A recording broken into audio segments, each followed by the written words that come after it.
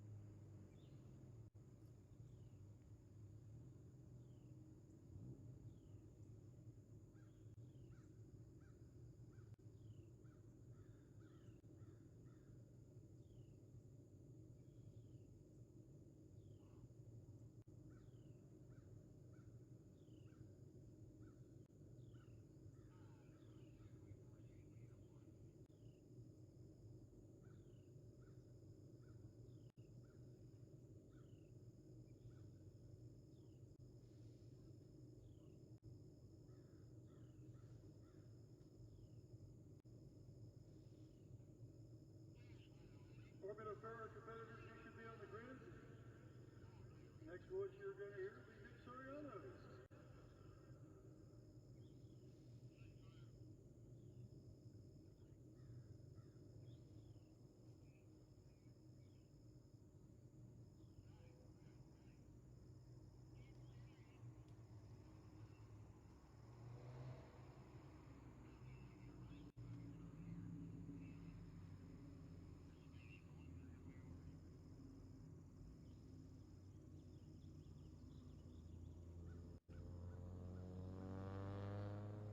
Good morning, race fans.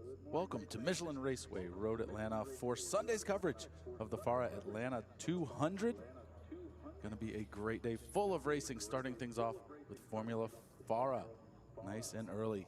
For those of you who are new here, Formula FARA uses FIA Formula 4 cars with a special engine package just for FARA.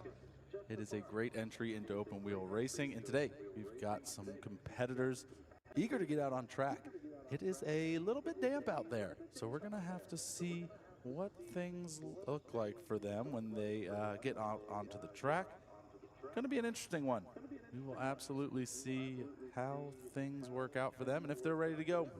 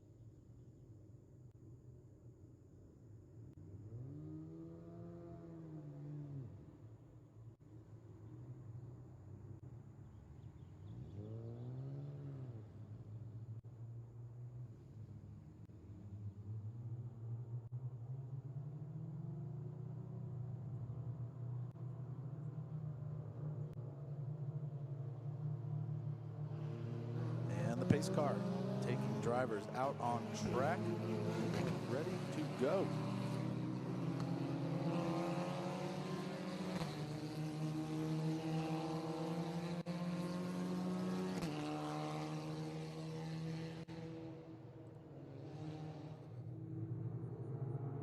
Pace car leading them down the S's. Your lineup this morning on the pole, Cam Becker, the number 31, followed by the number 98, Facu Hernandez, and the 1 of Axel Robards, the 82 of Braden Eves, and the 98X of David Twatty. What are your 5 Formula cars out there?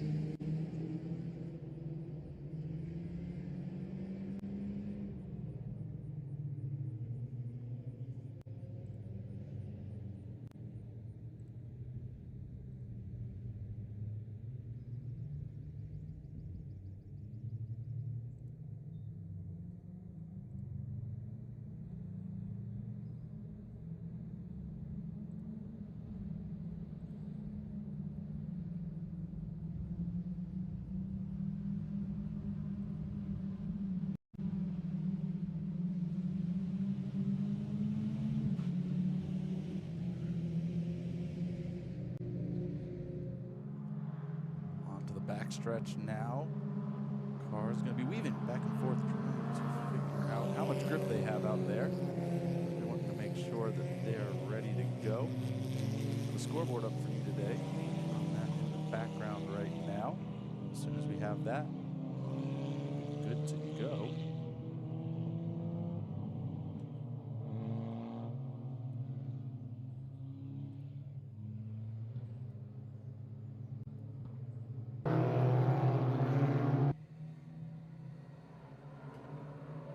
Here they come down the hill, turn number 12. Pace car is going to stay out, so we've got one more pace lap. Lights are on, give them a chance to feel out the track, see how conditions are.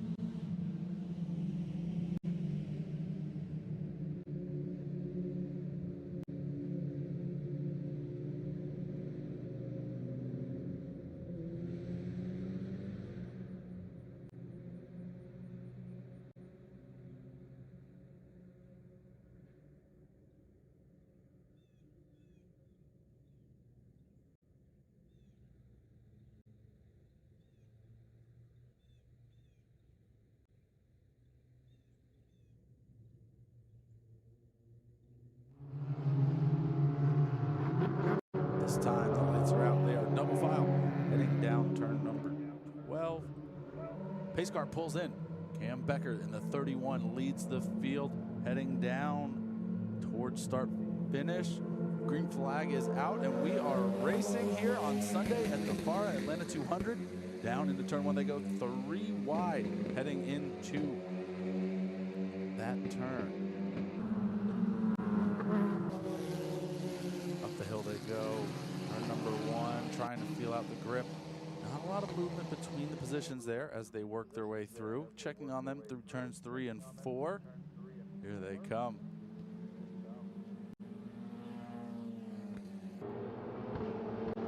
Down the S is up into turn number 5 with this damp conditions right now. The rumble is going to be very slippery, all those painted surfaces, so they're going to be trying to find grip on the main track as they come down into turn number 6 here at the back of the track. Furthest point from our tower. See spray and a little bit of lockup coming up, a little smoke, so there is a grip to be found. The drivers are absolutely able to get a little bit of work done so far. And out in front, it looks like the 31 of Cam Becker is starting to stretch their legs a little bit as they move away from the pack.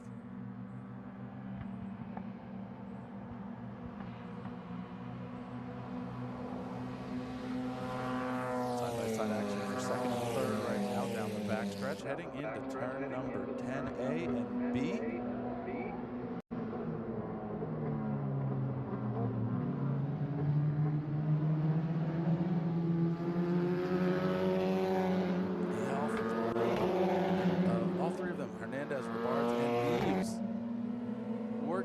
side by side coming down the hill, almost 3 wide as they come down turn 12, sort themselves out as they cross through start finish under the walkover bridge, heading into turn number 1. Again, spread 3 wide.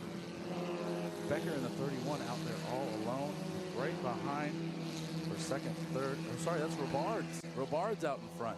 And it's Eves, Hernandez, and Becker, the next 3 cars.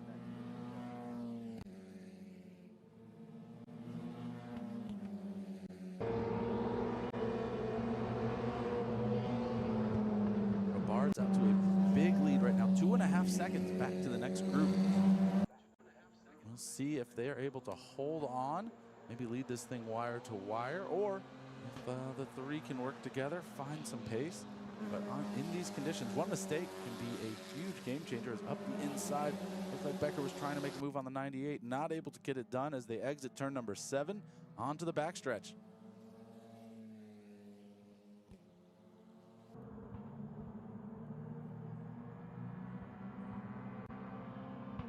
View of turn 8 and 9, you can see how that lead looks for the number 1 of Axel Robards out in front, and then they are fanned out behind. Eves, Hernandez, and Becker, all trying to work their way through. They're going to go side by side. Up the inside, looks like it's going to be Hernandez trying to make a move.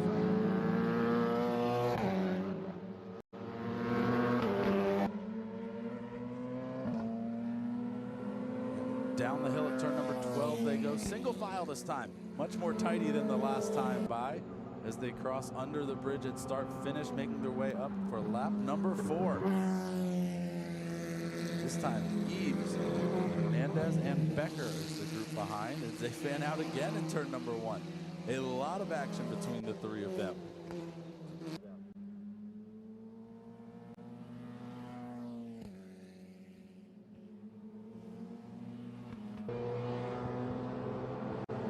Down the hill through the S's.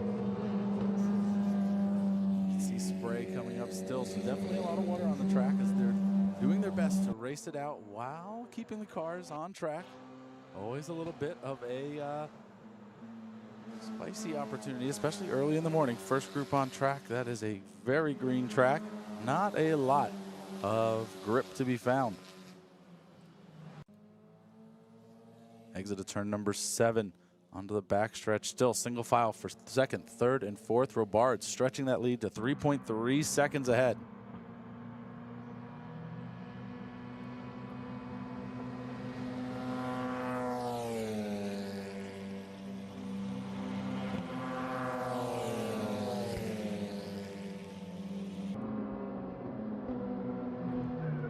Into turns 10A and B. At the inside this time. Looks like Hernandez. We'll check at the timing stripe as Robards just crosses start finish. The 3 going down the hill. This time it is Hernandez in the lead with Becker and Eves running 3rd and 4th. Robards continuing to stay out front. But look at this race we've got for 2nd right now. All 3 cars absolutely nose to tail.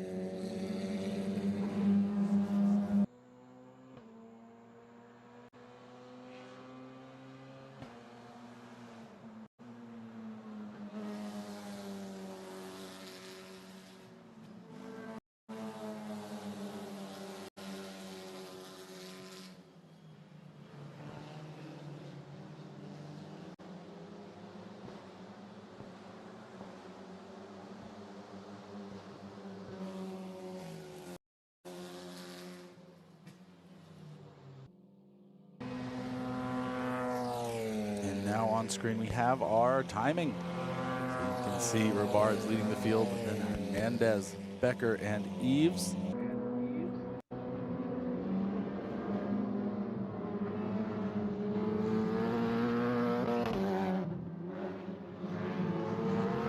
As they head up the hill.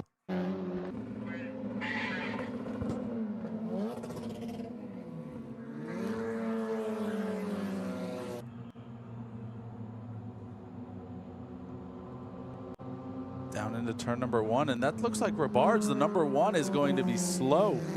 He is pulled off to drivers right on the front stretch, handing over the lead to Hernandez. So, issues and now a caution. Looks like a full course caution is going to come out. They're going to have to pull that car in. Or maybe they'll be able to do a hot pull here. In a fairly okay spot, just off the driver's right.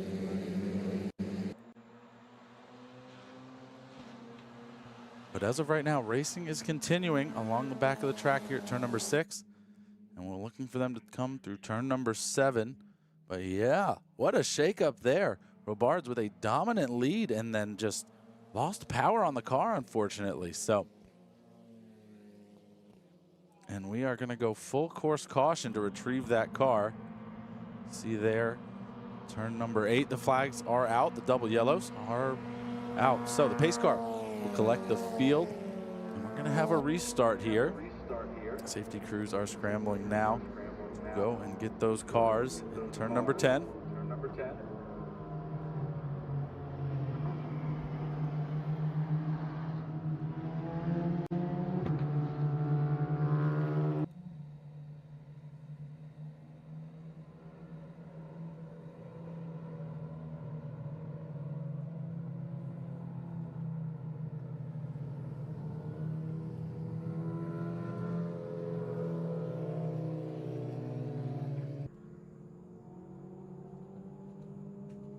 And there you can see the car stop. That is right underneath the blue part of the Michelin walkover bridge here at Michelin Raceway Road, Atlanta.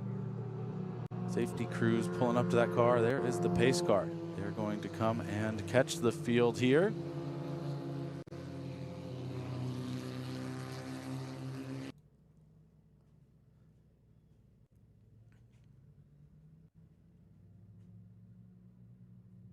And there it is, sorted out. Pace car has the field now.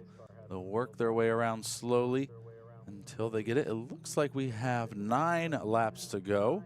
Depending on how fast they can get this, we may be able to get restarted this lap. Let's take a look and see. Yep, safety crews already at that car, gonna be doing their best to get things all sorted out. But now Hernandez in the 98 is going to be your leader. All right, well, as we watch safety crews, I'm going to take a quick little break, make sure we have everything sorted here in the booth, and we'll be right back with you to catch this restart.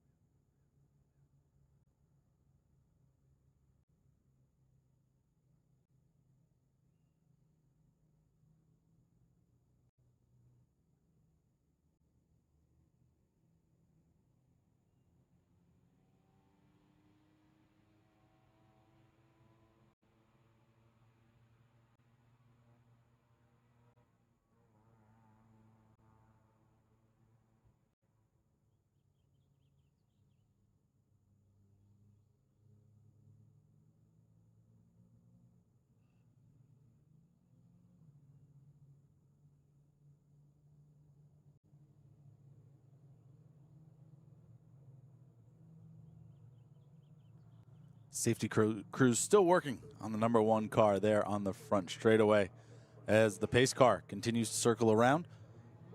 They are going by the incident slowly right now. But coming up next, around 8:30, is going to be Pro Spec Miata, race number 2. They will be out there for a 30-minute session. Should be an exciting one after yesterday's race. We had battles for the lead between Barroso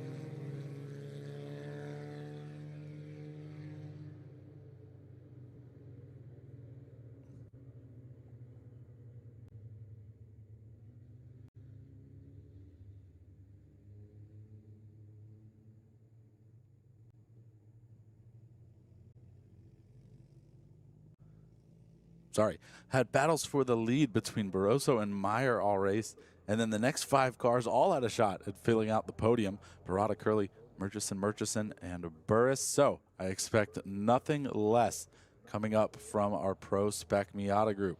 But right now, Formula FARA is still on track. They are trying to get this incident taken care of, to get a couple more laps of racing. Right now, the number 98, Facu Hernandez, leading the field. So if all things stay the same, he will have a quite an easy path to victory in race number 1 for Formula FARA. But if they go back to racing, Becker, Eves, and Twatty were all over the back bumper before we went away. So let's find out here soon. We're trying to listen to our race control, and see where everyone is. And if they're going to be able to get this cleaned up in time to get a few more laps of racing in.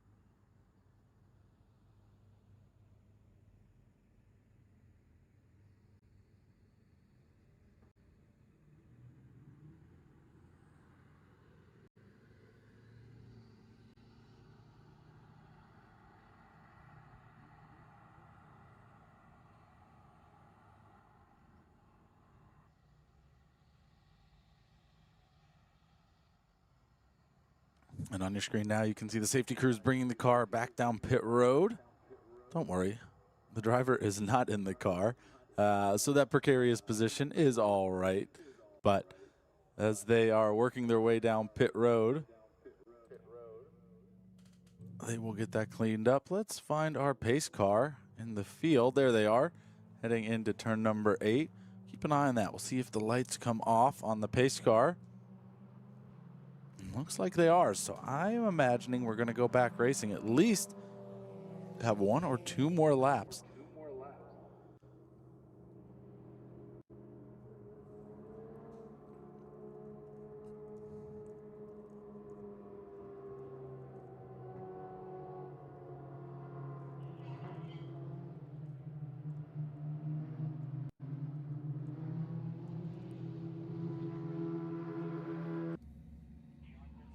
And down the road they go. Pace car is going to pull in. The field being led by number 8, Facu Hernandez. They're already fanning out at the back before the green flag. There it is. Green flag is going to be waving down start finish as they work their way down towards turn number 1. Going wide. Maybe Becker diving up the inside. Looks like he made the pass over Braden Eves as they work their way up the hill. Those 2 cars very similarly colored. Tough to tell on the camera who's who. So we may just have to wait for timing and scoring when they come by start finish next time.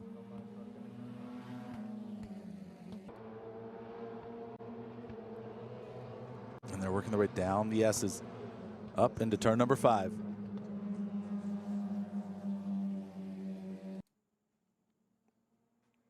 Into turn number 6, the back of the track.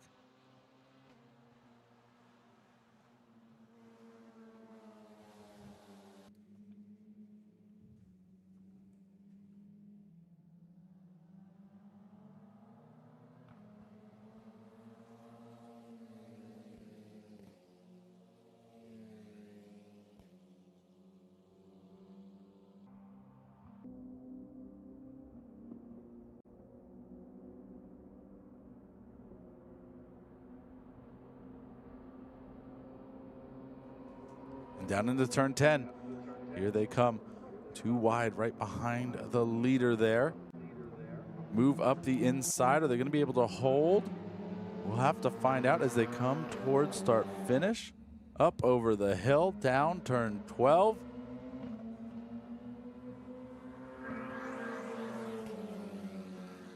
And it's going to be all the same. Hernandez, Becker, Eves, and Twatty staying 1, 2, 3, and 4 as they work their way up into turn number 1 again. No white flag is out yet. Did not see that wave at the start finish line. So at least 2 laps to go.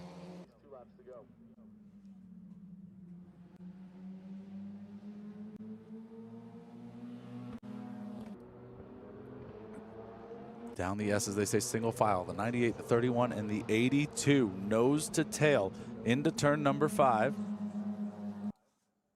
Looking for them to pop over the hill here at turn number 6. There they come. Will anyone step out of line? No. Going to stay single file through turn number 6 as well.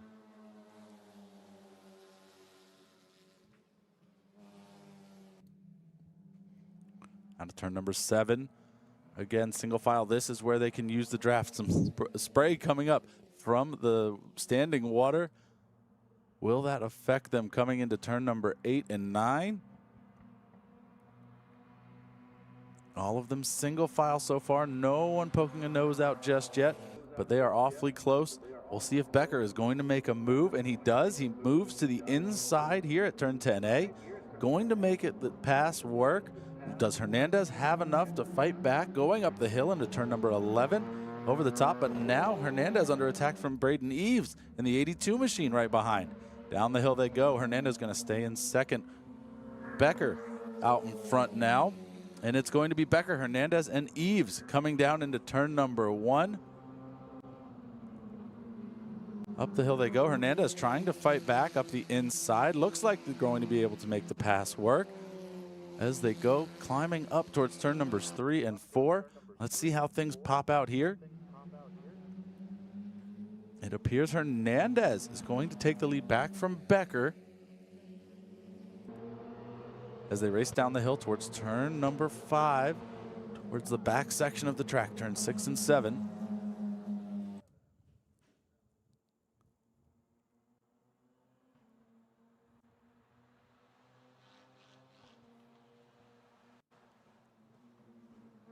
Into turn 6, nose to tail for the first 3 cars.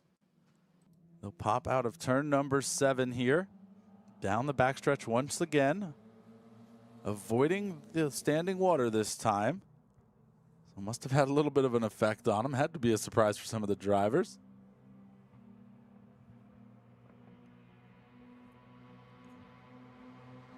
Down the backstretch, nose to tail still. Working their way through. Into the braking zone for turn number 10. No one out of line this time. They're going to stay single file through turns 10A and 10B and climb up the hill to turn 11.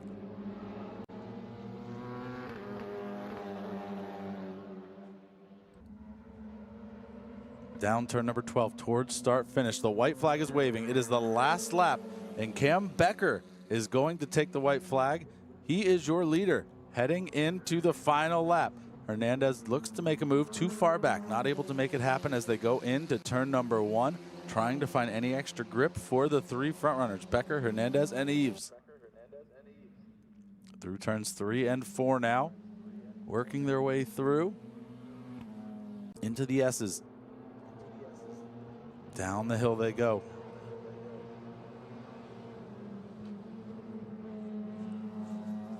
Becker out in front. Hernandez trying to find something to get back into the lead after a great early race pass to put him in a good position. But Becker right now trying to build a gap, and he is able to find a little bit more grip, it seems. That gap is growing. Exiting turn number 7. Hernandez going to need a big run here. Going to use all the draft, following that car as close as possible, trying to get all of the air taken off the front of his car and try and find a way back to the back bumper of the 31 of Cam Becker. Right now, Hernandez looks too far back. We'll take a look at turn number 10 as they come down in. Does Hernandez have enough to make the pass? Was the draft good enough? No, not quite. They're going to go nose to tail through turns 10A. No passes 10B, up the hill. Going to need a big run down the hill at turn number 12. Is there anything left in the tank? Is there enough grip? It does not look like it. Down turn number 12, across start finish. Cam Becker is going to win Formula FARA race number 1, followed by Facu Hernandez in the 98 and Braden Eves in the 82. David Twatty will be 4th. And the 1 of Axel Robards will be 5th after an early retirement. So that is going to wrap things up for Formula FARA race number 1. They are racing again today around 12 o'clock. 12 o'clock for race number 2, Formula FARA. So stay tuned for that. Up next, Pro Spec Miata, race number 2. We are going to see them on track again. They are all lined up on the grid down there. I see them. Pace car is coming. So we're going to take a quick break. We will be right back with more of FARA racing at the FARA Atlanta 200. Stay tuned.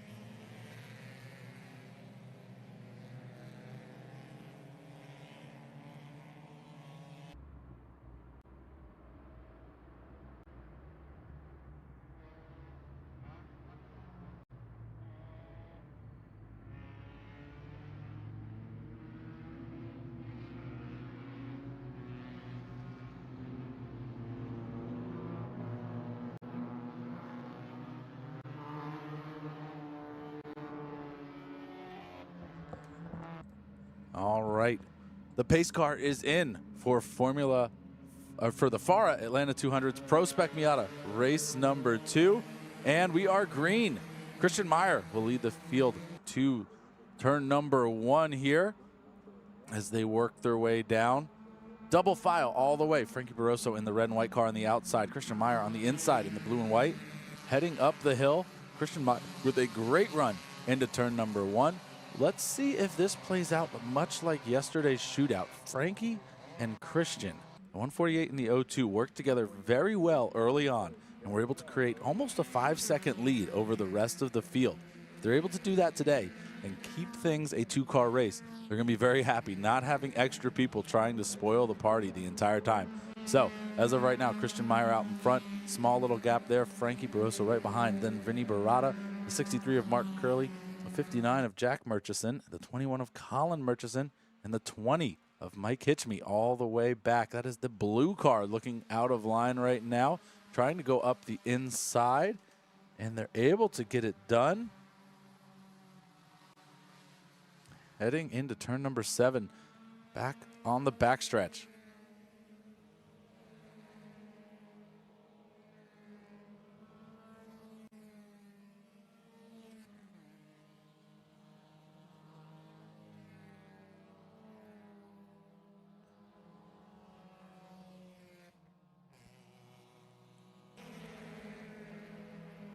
Down into turn number 10 now.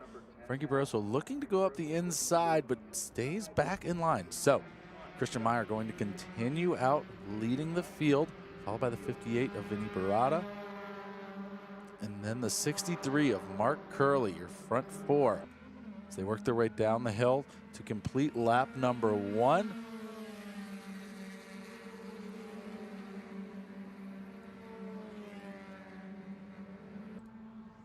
Into turn number 1 they go. Working our way all the way back as they head up the hill. Frankie Barroso going to try to make a move up the inside. Looks like they're going to be able to make it work. We'll see how things look when they pop out of turn number 3 here. And yes, Frankie Barroso into the lead now. So Christian Meyer will have to fall back into second as they work their way down the hill through the S's into turn number 5.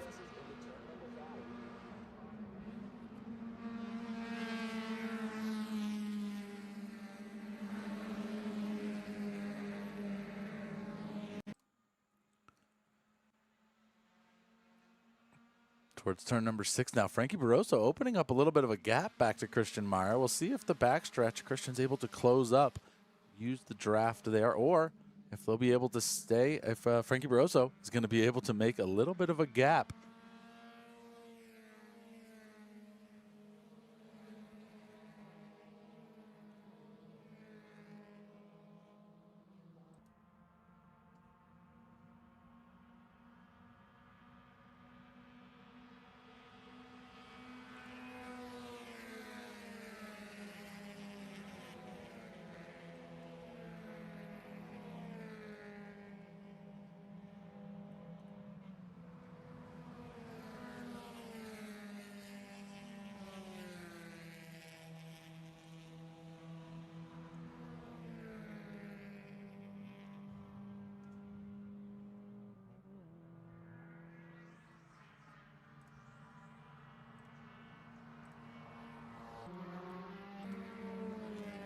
Down turn number 12 this time by Frankie Barroso, your leader, into turn number 1 over Christian Meyer. Christian able to close up the gap to just over 2/10 as the rest of the field starting to fan out. But this time Christian Meyer going to work his way up the inside, trying to make the pass.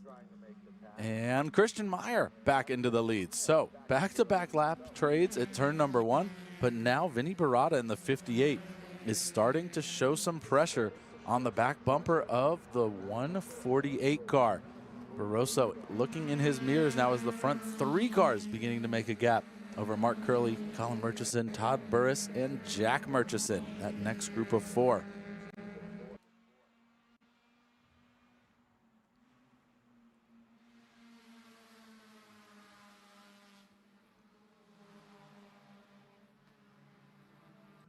Into turn number 7 now. Christian Meyer getting a push from Frankie Barroso early. They're going to try and pull away from Vinny Barata, make it a 2-car race. They don't want to have to worry about that. Down through turns number 9 now.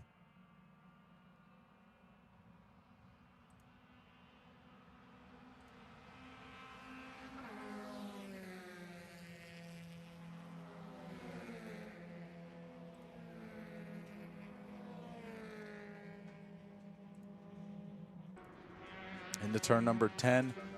Christian Meyer back into staying in the lead as Frankie Barroso continuing to push. You can see how much that bump draft really helping them to pull away from Vinny Barada.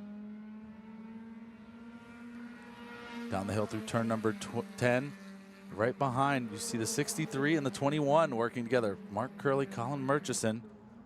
They're trying to find a way, and this time again, as is tradition, turn number 1.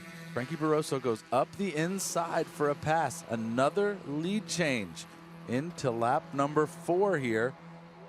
We only have 6 minutes into this session, 24 minutes to go. And elbows are already out. They are already going to town doing some racing. So down the hill through the S's, we've got Barroso, Meyer, Barada, and then Curley, Murchison, Burris, and the other Murchison, Jack and Colin. Into turn number 6. Christian Meyer now back to the front. So another swap there going into exiting turn number 5. And Frankie Barroso will push again as they work their way out of turn number 7 down the backstretch.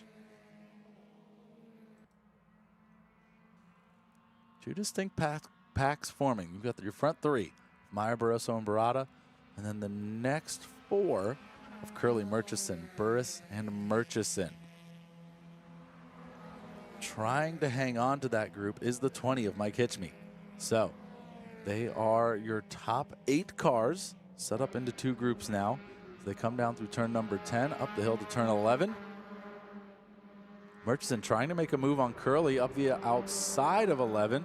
As we come down the hill, will they be able to make a pass for 4th? Curley on the inside, Murchison on the outside in the green and black car. Does not look like they're going to have the run, but now they're double file coming down towards turn number 1. Curley on the inside, Murchison on the outside. Murchison had help. He's going to go up into 4th position. Now Curley under attack again from Jack and Todd Burris as they work their way up the hill. And the battle for 5th now is on as Curley is shuffled back. Christian Meyer continuing to lead, but we're watching the second group right now as they are shuffling things up heavily as we start lap number 5 in this 30-minute race. You can see some dry lines really forming, so the track definitely has some grip coming in here. Vinny Barada trying to hold on to those front 2, not letting them get too far away. But as they work together and they don't run side by side, it gets tougher and tougher every lap.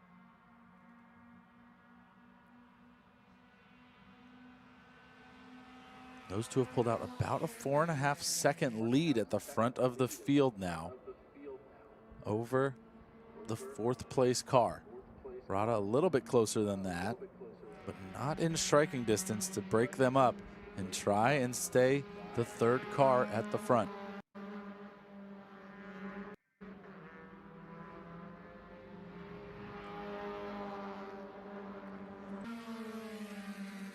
So our front 3 come down through turn number 12. This time, we've got Murchison up at the front. Then the 12, Todd Burris, we believe.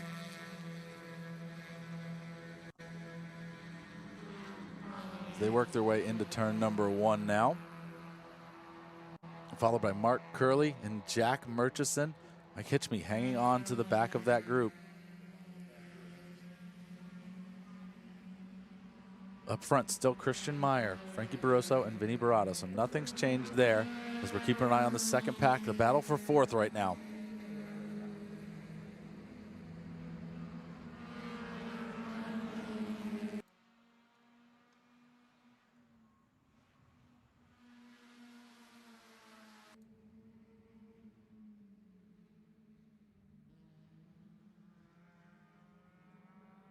As the cars start to appear from behind the scoring sheet on our video screens. There goes first, second, and third. This time, Barada looks to be a little bit closer.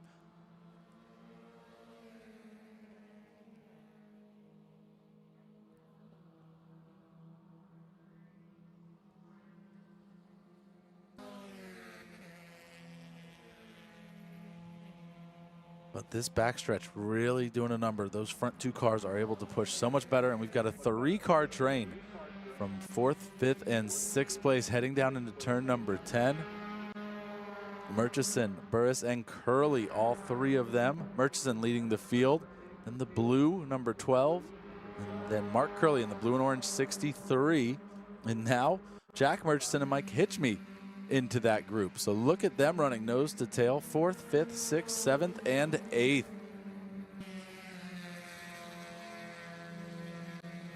Towards turn number 1 as they come and make the right-hander. They'll climb up the hill here.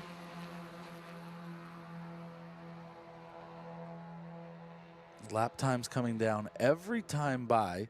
They are definitely getting more and more grip on track. So the track drying up quite nicely.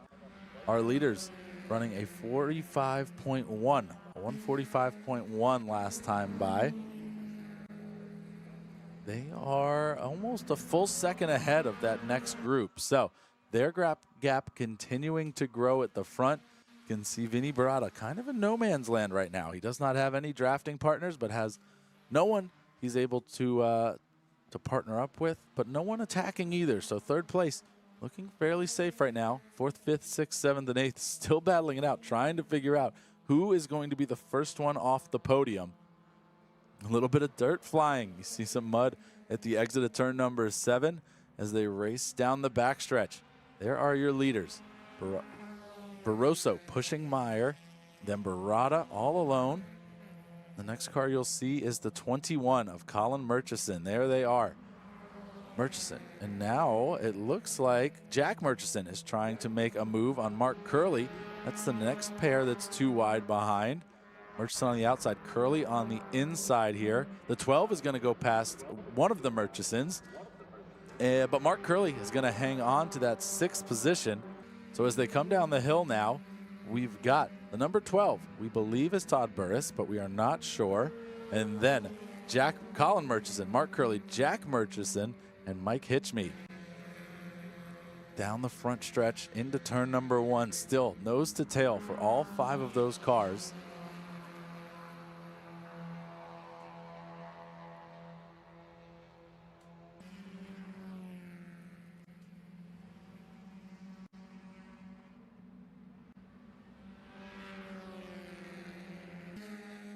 Through the S's they go.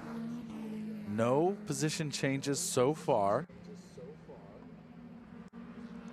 So still the 12, the 21, the 63, the 59, and the 20 are that group there. Meyer and Barroso improving their best lap of the session again, a 45.0. So found another 10th in this drying condition.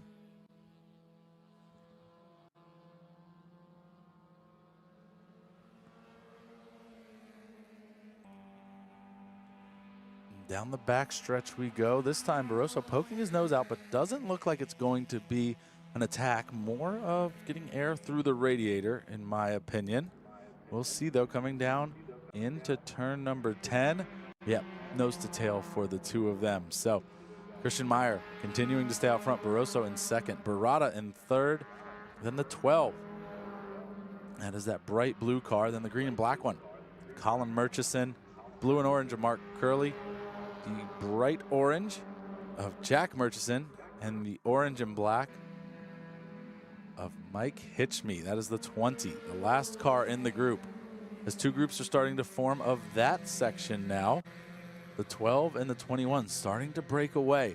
So 4th and 5th moving away from 6th, 7th, and 8th as they work their way up the hill.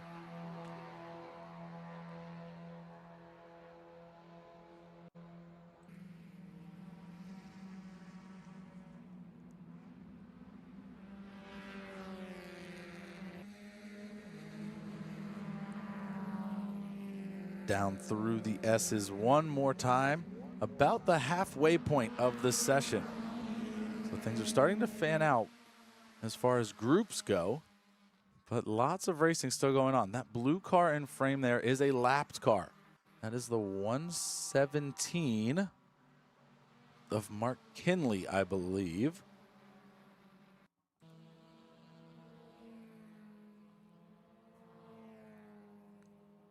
So the 12 and the 21 starting to break away. Again, Colin Murchison trying to make a move.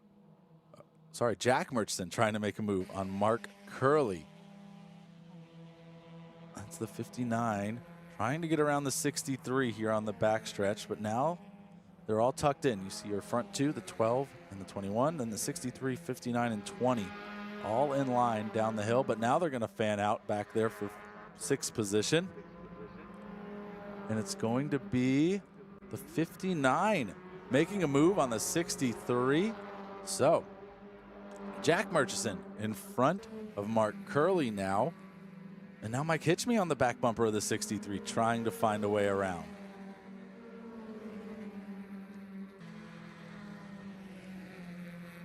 Turn number one, the 21 looked to try to make a move up the inside, unable to do so. They're going to stay single file through turn number one. And now 6th, 7th, and 8th are going to have to work together.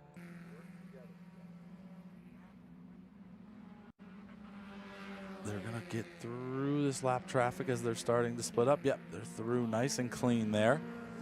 So down the hill, all good for them. It did leave the 20. Mike Hitchme out a little bit. So now he's got some work to do to get back to the back bumper of the 63. You can see how far away anyone is from the 58 of Vinny Barada. He really is all by himself. There was a lead change last time by. Frankie Barroso now your leader over Christian Meyer. But they are nose to tail still, so no one's running away on that account.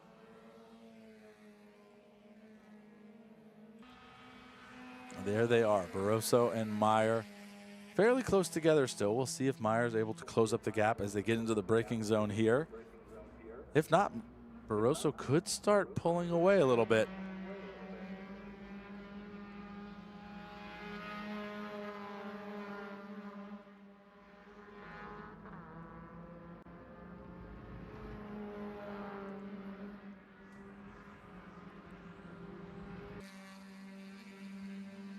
As they peek out over the top of turn number 11, down the hill to turn 12. 21 still nose to tail with the 12 there.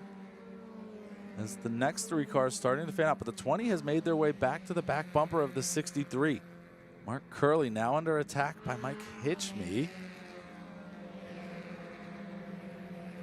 As Jack Murchison has been able to move ahead just a little bit there.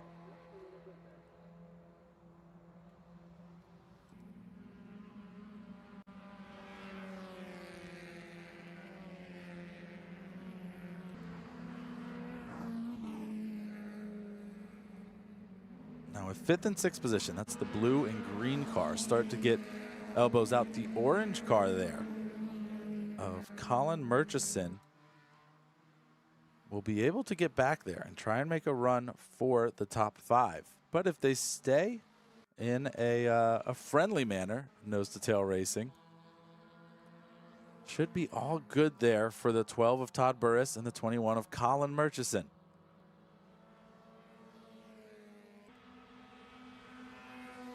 There's your leaders just exiting the screen now.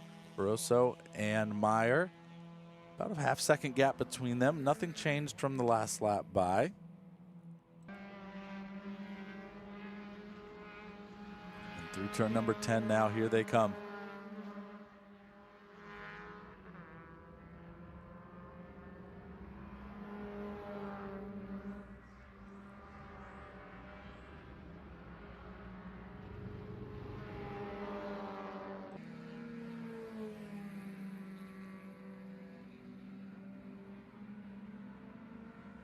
Down the hill we go.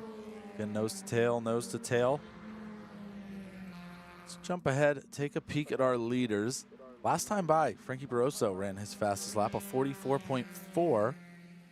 compared to Christian Meyer's 44.7. So opened up 3 more tenths, down to 0.8 of a second ahead. But it looks like Christian Meyer had a better run through the S's here.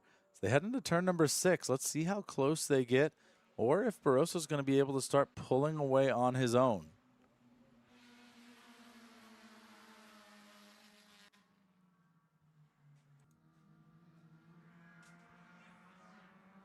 Good exits from both cars in turn number 7. It's going to come down to the draft now. How strong is the draft?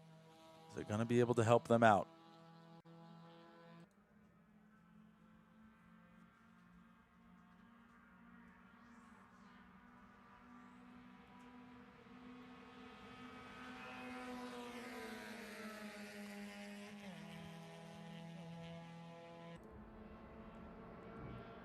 Into turn number 10, gap remaining the same. Not seeing much of a closing rate from Christian Myers. So Frankie Barroso, as long as he keeps running that pace, I don't know if they're in too much danger up there at the front of the field. But here at Road Atlanta, any mistake can cost a lot of time. So Frankie Barroso is going to have to keep it clean, continue running that pace. Last time by, Christian Meyer able to close the gap by 0.4 of a second, down to 0.4, cut it in half. So we certainly have a race at the front of the field. Christian Meyer running his personal best, a 44.2. And the white flag is out. White flag is out. We are on our final lap of racing. Perfect time for Christian Meyer to be closing that gap.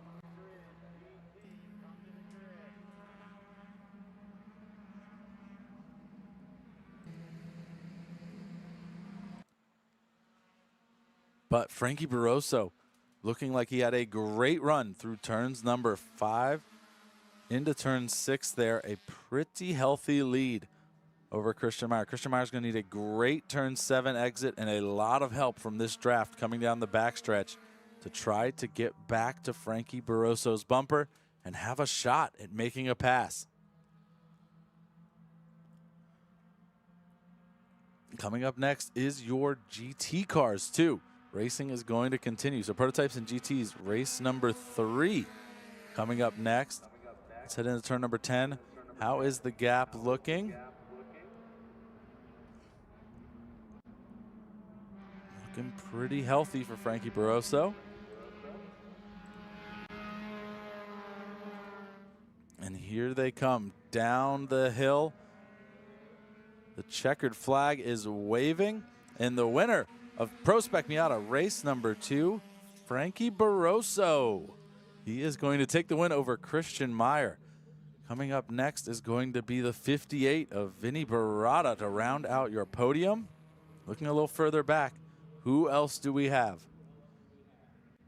Jack Murchison is going to be able to get it over Colin Murchison. Then Mark Curley and Mike Hitchme, as it looks like the 12 car fell off quite a bit. Todd Burris. I wonder if there was an incident somewhere or just a problem. I believe that's a new car they're working on this weekend. So we'll see if they come around.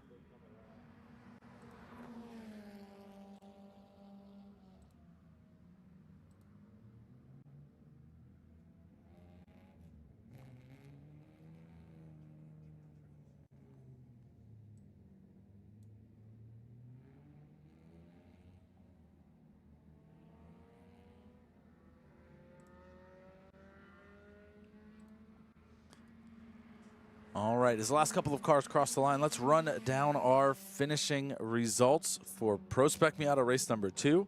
Your winner, the 148 of Frankie Barroso, followed by the 02 of Christian Meyer.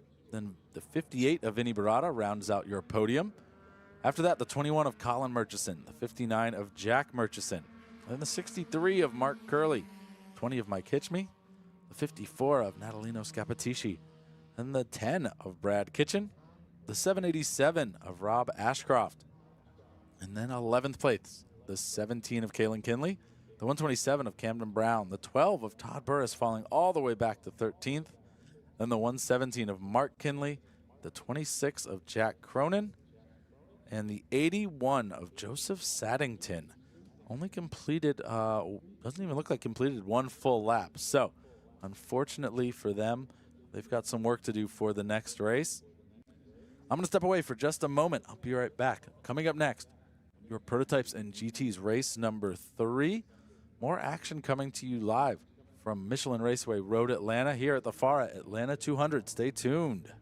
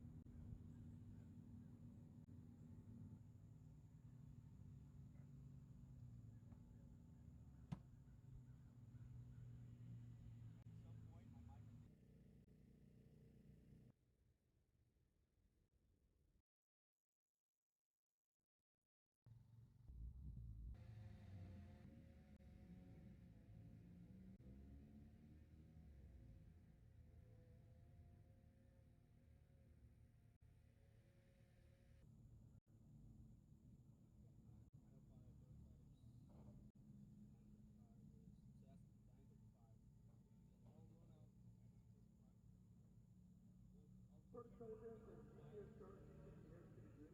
Prototype S and GTS start. You should be hitting these in your race number.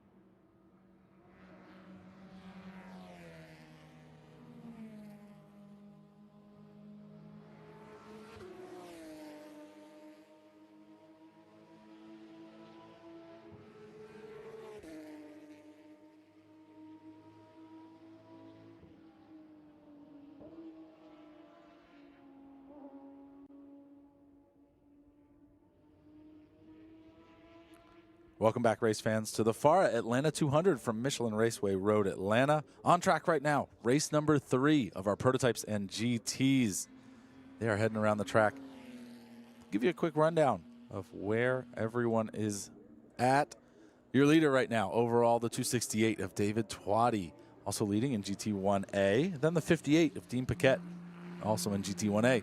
The 129 of Jared Oselka in GT2A. Then Justin Levine in GT1B, leading Sophia Baszler by a small margin. A battle for GT1B right now. And the 66 of David Lira, the 77 of Marco and Rick, the 103 of Jeff Williams, the 172 of Colin Gilroy, the 304 of Mike Martin, and the 198 of Ben Arce. The 129 did not make it back out, neither did the 84 of Avi Cohen, the 30 of Dana Blackhurst, or the 55 of Jose de las Casas. So that is your cars on track. Let's see if we can find a couple here.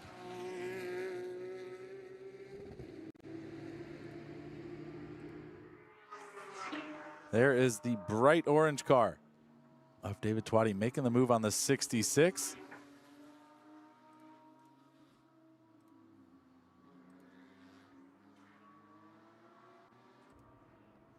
As they make their way onto the backstretch, turn number 7. You'll see that orange and blue car, 268 of David Twatty, making their appearance. Is they're going to go by the Porsche Boxster. It's going to be Ben Arce in the 198. as they work their way down into turn number 10.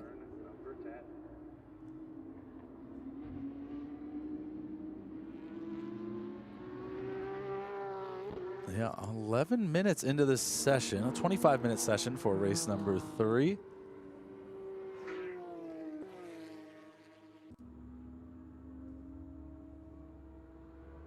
So just at the halfway point as the 268 works their way up the hill to turn number 1.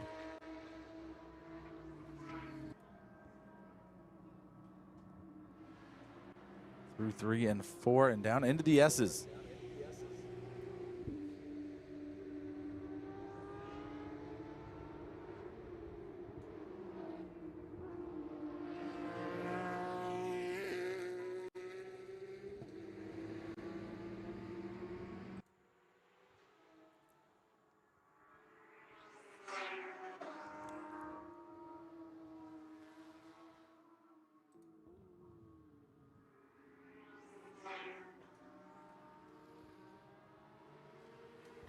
And coming up next, race number 1 of our college racing series. We saw the qualifying yesterday afternoon, and now they will be on track for the first time ever. I will have a special guest in the booth with me, and we'll announce him when he comes. But it's going to be a great time here watching our first race. College racing series, very cool. We'll talk more about it in a bit. As of right now, though, the GT cars continuing to head around the track.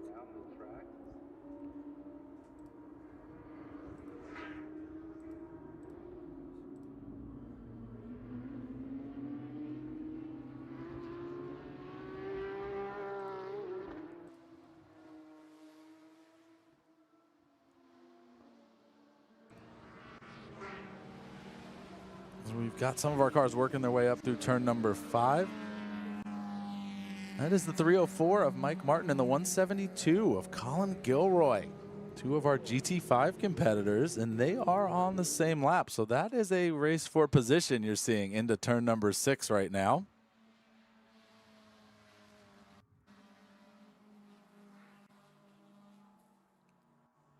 With the leader closing in quickly as they exit turn number 7, down onto the backstretch. Let's see how close that 268 is here, and then when we get to turn 10, if how much gap has been closed on that backstretch. The multi-class racing going on in our prototypes and GTs always makes it an interesting experience to see these difference of closing rates. Look how fast the 268 is coming up on both of those GT5 cars. Down into turn number 10, already making the move. Going to be able to get by both of them before turn 10A, right back onto the racing line like they weren't even there. But the GT5 cars are still driving all out. They're flat out. The only 2 cars they have to worry about are themselves. So as the 268 crosses start finish, right behind them, there goes our 2 GT5 cars working their way into turn number 1 now.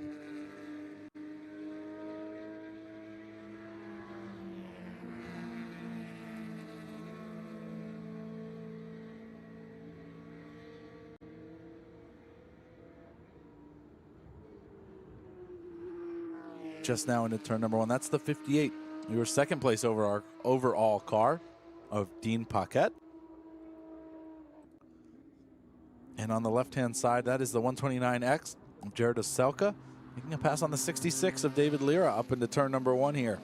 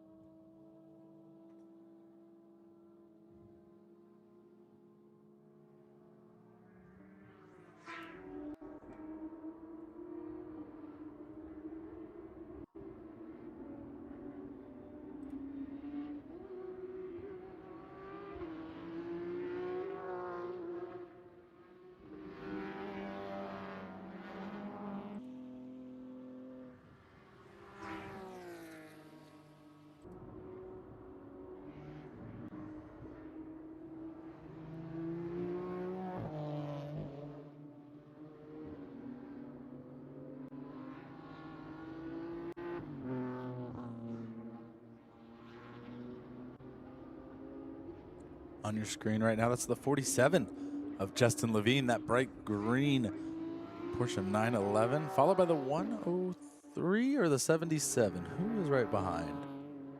Yeah, it looks like the 77 of Marco and Rick. And there's the 132 of Sophia Basler heading up the hill.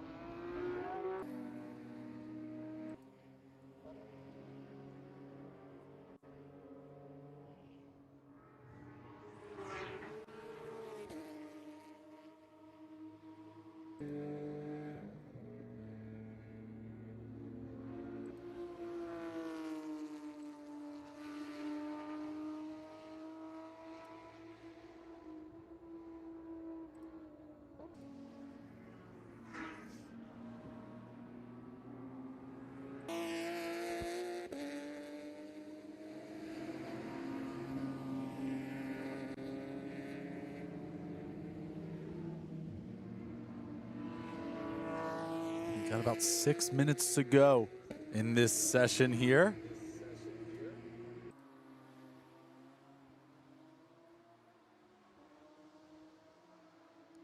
Continuing to lead out in front, the 268 of David Twatty over the 58 of Dean Paquette. Then the 129X of Jared Oselka. Those are your 3 overall cars right now.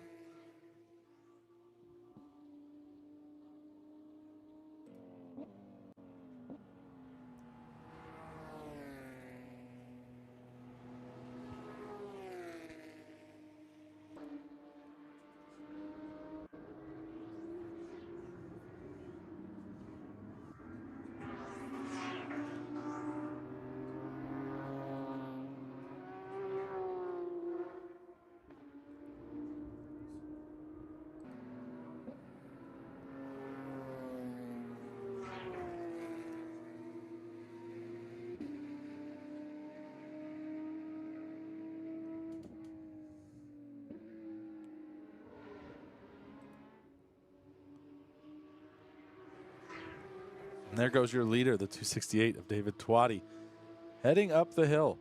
They're going to go into turn number 1.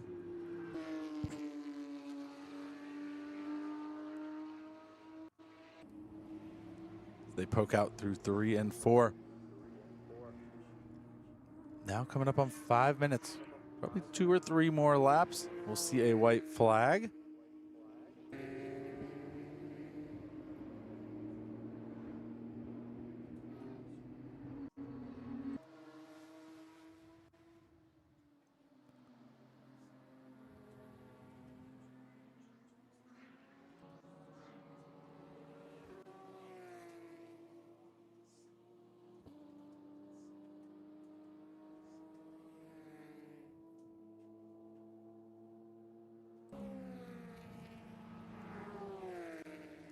There's lots of action going on track.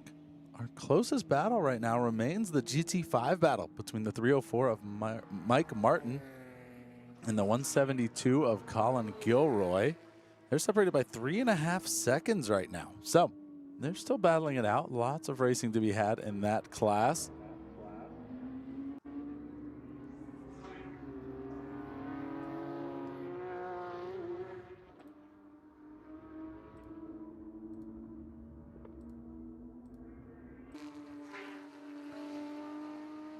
As you'll see them heading up the hill now, there is the 304, followed by the 172, our GT5 competitors, and they're small bore little sports cars. Again, the multi-class racing, one of the most fun aspects of the prototypes and GT class here at FARA. Really a place for any car, and look, here we come.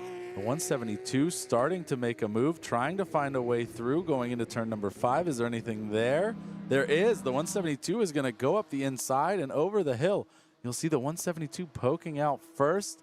Yes, Colin Gilroy gets around Mike Martin in the 304 as the leader comes by. All of them making their way into turn number 6 now.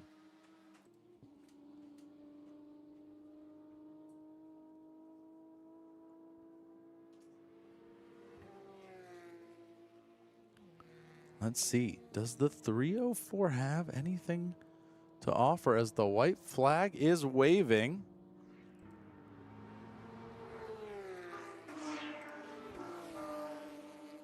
There you see it. So I'm imagining when the 268 comes by this time, we will see a checker. Let's see what our starter does here. The 66 and the 132 pass under the flag stand. And there it is. The checkered flag is out. And the 268 of David Twatty will take the win for race number 3, your prototypes and GTs. And the 304 is able to come back and take the position from the 172 of Colin Gilroy on the final lap. So your GT5 race, a couple of position changes on that last lap. Great racing out of them. Just because they aren't the fastest cars in the class doesn't mean they aren't the most exciting. Absolutely the best battle we had going into the end of that session. I'm going to run down the list, and then we will get a short little break before getting started back with the College Racing Series. So, you're the winner, David Twatty in GT1A, then the 58 of Dean Paquette, the 129X of Jared Oselka, then the 47 of Justin Levine, the 132 of Sophia Baszler finishes 5th. Right behind them, the 66 of David Lira, then the 77 of Marco and Rick, the 103 of Jeff Williams, followed by the 304 of Mike Martin, and the 172 of Colin Gilroy, and rounding out your field, the 198 of Ben Arce.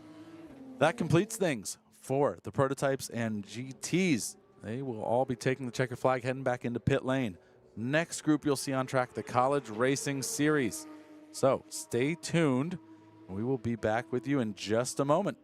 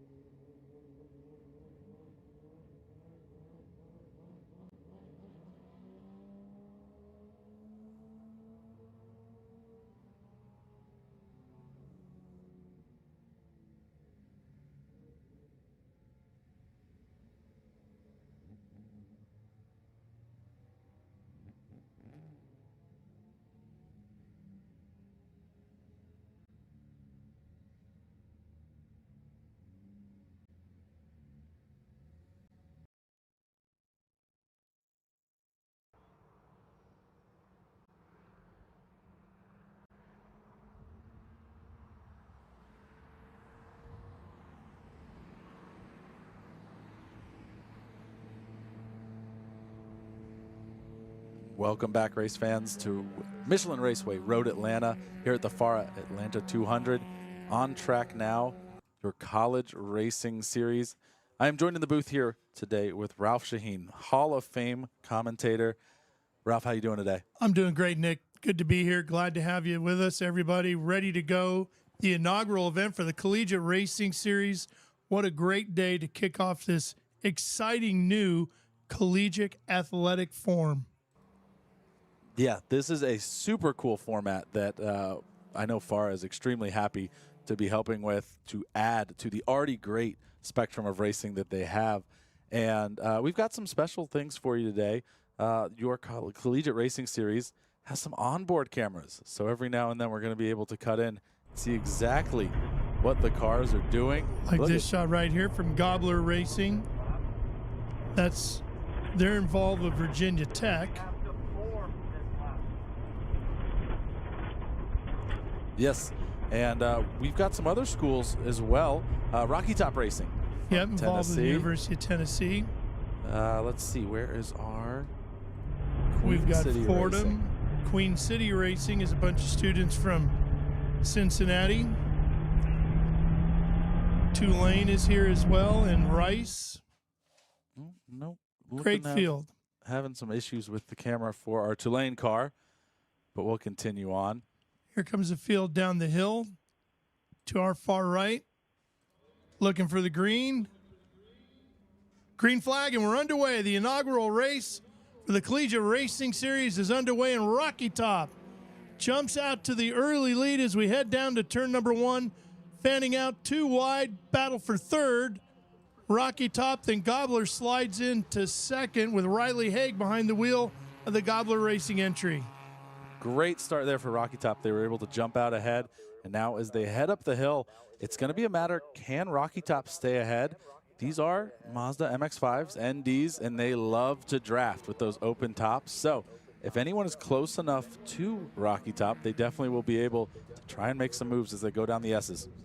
With Rocky Top, it's Jacob Mink behind the wheel of car number 98. That's our race leader. Now, you have to understand that some of these students have some pretty darn good racing experience. Some of them getting their first racing experience here today at Michelin Raceway Road, Atlanta. Yeah, there's a great variety there, and it just shows how adaptive the program is to allow so many different students to be able to compete in racing and get this experience.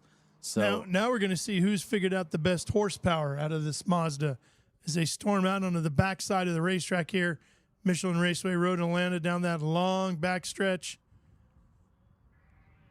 Yeah, they're starting to group up a little bit. You can see the draft really in effect there. Was that Gobbler Racing that came through in second? Gobbler should be holding down second place with Riley Haig. Rocky Top still out in the lead.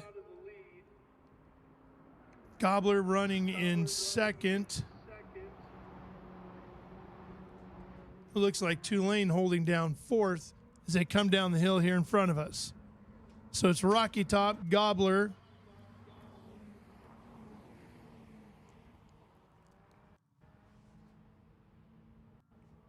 Is that Tulane in the 10 car?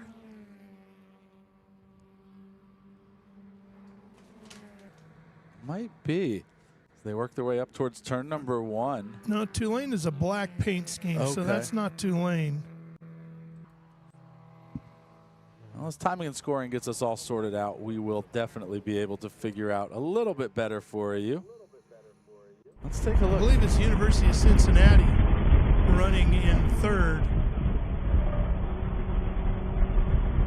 So right now we're on board with Gobbler Racing as they head through turn 5 back towards turn number 6. Cincinnati has moved up into second place. So it's Rocky Top, Cincinnati, and then Gobbler sitting back here in third, trying to get that second place spot back on the podium.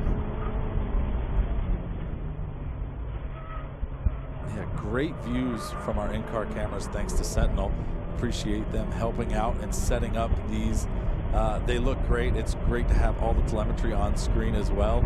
You'll see just how fast these cars get going down the straightaway. Gobbler's in a perfect position to use the draft. Already up to 100 miles an hour in these small little Miatas. These are no joke cars. No. This is a serious bit of a race car here for these young students. And we got a battle for second, headed down into the hard braking zone there. And it looked like Riley Haig was going to make a move. Backed out of it at the last second, thought better of it. He'll wait and attack on the next lap by. Looks like Tulane running in fourth. Yeah, great little field at the front for the front four there. We've got No, make that Rice. Rice as they head up into turn number one. Here they go.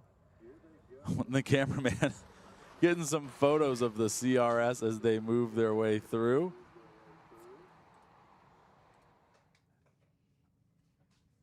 And working up the hill, turns 3 and 4.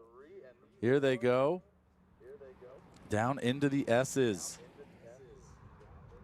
Starting to see the front three move away a little bit. We said that was Rice in fourth there as they are starting to fall back, but the front three nose to tail, big wiggle from the 88 car.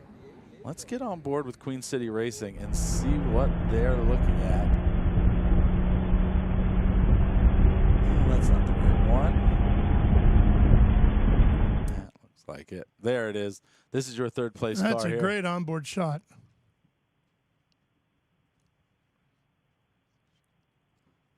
Yeah, watching the drivers work the wheel coming through turn 6 and 7. Turn 7 known as probably the most important corner on the track leading onto this long back straightaway. And now they're going to be using the draft, staying right in line to break that wind. Right up on the backside of Gobbler. Trying to make the move to the outside here. And we have a 3-car battle for the lead.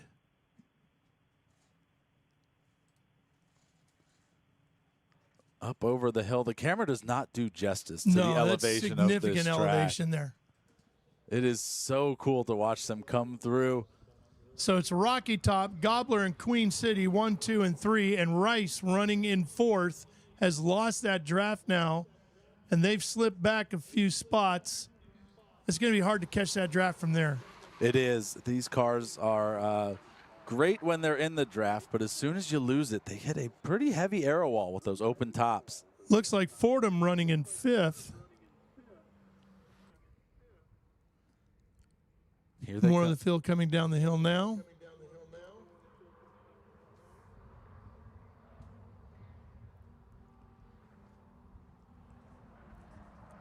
And Rocky Top looks to have had a great run through turns 3 and 4. They're opening up a little bit of a gap now from second and third. We'll see if... There's the green wave of Tulane coming past. Trying to change that green wave to a checkered wave if they can find some speed here. Work their way up a little bit more.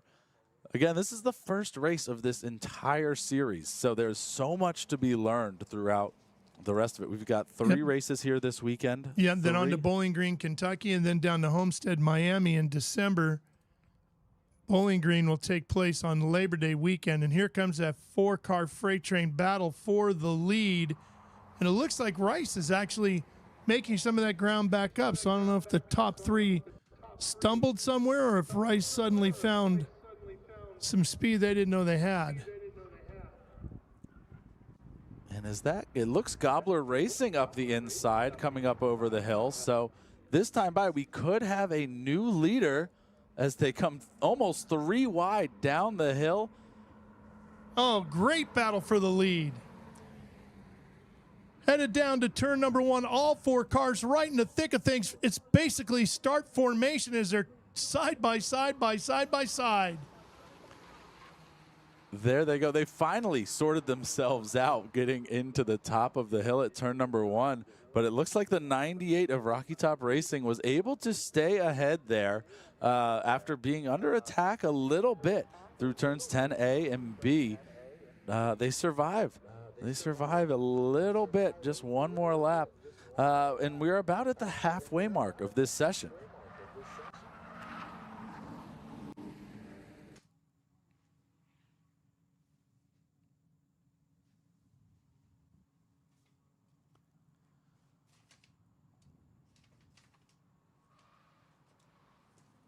they head through turns 6 and 7 on the back side of the track. Turn 7, that's where we saw the Gobbler Racing team and Queen City Racing get great runs out of here and use that draft to kind of come after and attack Rocky Top. Let's see if they're able to do it again. These open top cars love to be in line and have that aero brake in front of them, something moving the air out of the way. Can it happen again as they come through turns 9? And now down into turn number 10. And we got a great battle brewing here for second place, side by side, and that fourth place car right in the thick of it as well. Here we go. Look at them sawing at the steering wheel here, trying to catch the car as it slides out from under him, gathers it back up. They come back down the hill. Rocky Top continuing to lead over Gobbler, and then Rice and Queen City. You know, this has been some actually spectacular racing, Nick, in this series. Of course, very first race, you never know what you're going to get.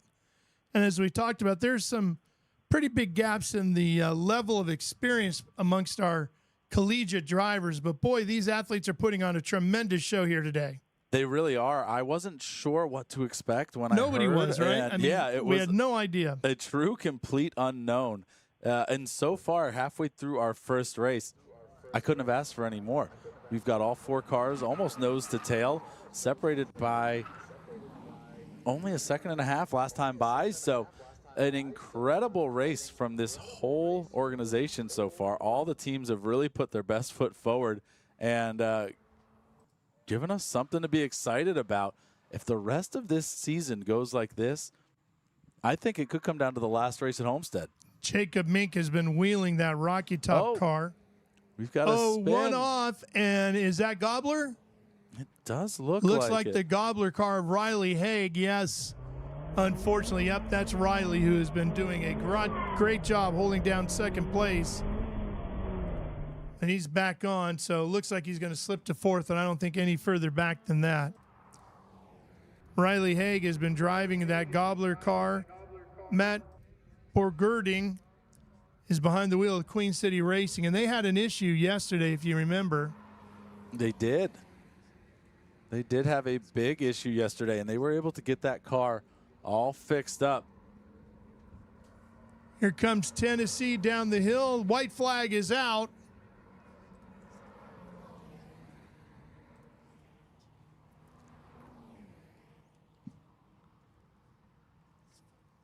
Yeah. And so Rocky Top takes the white flag, and they are going to be heading onto the last lap for a chance at the first win in the College Racing Series. We're going to follow them around on track all the way through.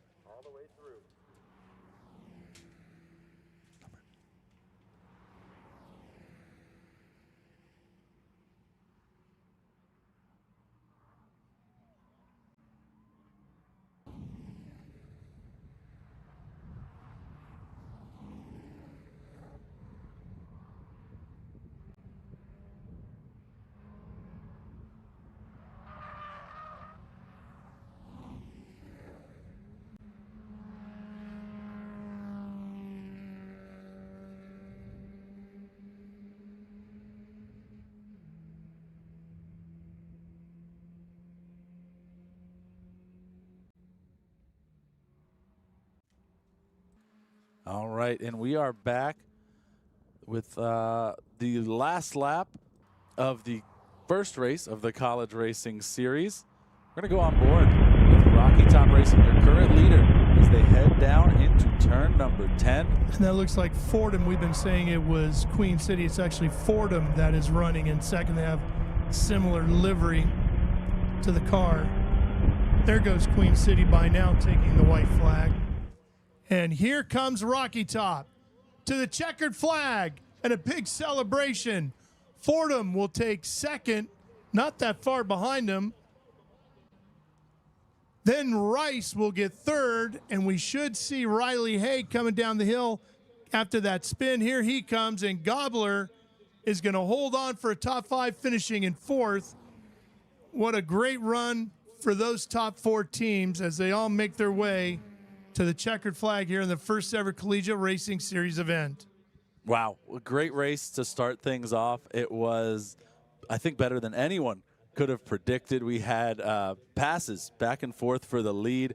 We had spins. We had drama. We had a little bit of everything that race fans love. Well, we had all the confusion and chaos that we thought we had, some of which was here in the booth as we're all trying to figure out who everybody is because some of the colors and numbers and stuff have changed around a little bit. But again, with Rocky Top, it's Jacob Mink taking the checkered flag. For Fordham, it was Giancarlo Geckel who finishes in second. And then behind, because we had Fordham listed as car number 56 on our entry list. They were running car number 10 on the timing and scoring. That was part of the confusion. And then behind Fordham came Rice with Luke Mann behind the wheel of the Rice effort here. And then it was Gobler coming across the line for Riley Haig behind the wheel of car number 55. So now they will flip that. That will be how they will start race number 2. How they finish in race number 1 be how they start race number 2 coming up later. And then how they finish that last sprint race, race number 2, will be how they start the Enduro later today. Wow. That's a special format. Very exciting. I can't wait to see what the rest of the weekend has in store for these drivers. Well, here's the thing, Nick. The biggest thing is it got a lot of the adrenaline, a lot of those butterflies out of the system, right? They all did a great job. A moment there for Riley, but he gathered it back up, stayed calm, got the car righted as quickly as he could, back out on track, hangs on for a top 5 finish. That's good points. Get ready now for race number 2. Knows he's got a fast car, knows he can be competitive. He was in the thick of it all day. I think race number 2 is going to be even better than this one because now those top 4 cars have a bit of an idea of what the racing is going to be like. Yeah, absolutely. I think the pre-race jitters that we all get when we're behind the wheel, even here in the booth, I was a little nervous about how this was going to go. Now, another thing to think about, too, is some of these teams have more than one driver on their entry list. So we might see a different wheelman or wheelwoman, because there are some lady drivers here, too, when we get to race number 2. And then we'll see some teams maybe going one driver all the way through the endurance race, and some teams switching 2, maybe even 3 drivers during the endurance race. So a lot of strategy yet to play out. Yeah, what a great opportunity for these students to be able to participate in. I can't think of a better college activity to do than come out to a racetrack on the weekend with my friends and get to drive around some of the best racetracks in America. Yeah. This was a unbelievable kickoff. Everybody should be very happy, very proud that all the hard work they did getting ready for this series. They got race number 1 in spectacular fashion. I can't wait to come back for race 2 later today. Yep, I can't wait to have you back in here. Thank you so much, Ralph, for joining me here in the booth for the first race of the college racing series. The next one on our schedule is around 2:10 p.m. I'll see you then. Race number 2. So thank you so much for joining us. For those of you watching at home, stay tuned. Coming up next is HPDE. You won't hear from me. I'm going to take a little break. But after that, at noon, Formula FARA race number 2 is going to kick off. Until then, make sure you guys grab some lunch, get a drink, stay hydrated, especially if you're out here at the track. The sun is peeking out. It's going to heat up. Everyone, we've got more racing ahead. Don't go anywhere. We'll have more here from Michelin Raceway Road Atlanta at the FARA Atlanta 200 just in a bit.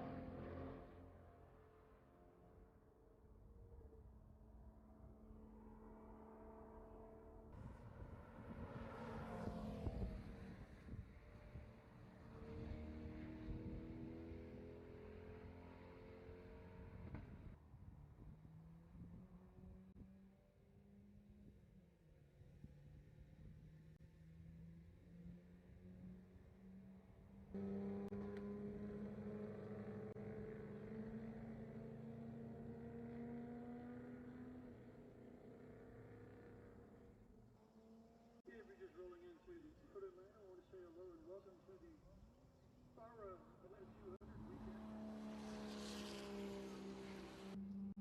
Activity on the circuit. We're in the middle of our 2-hour quiet time, which is dictated by Hall County ordinance, 10 a.m. to noon.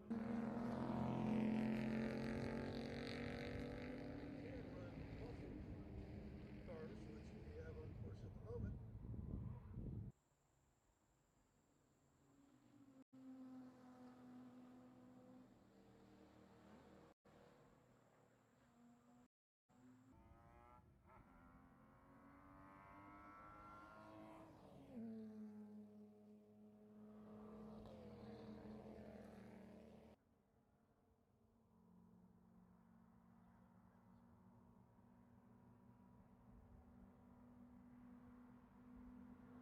Right at noon with Formula FARA race number 2.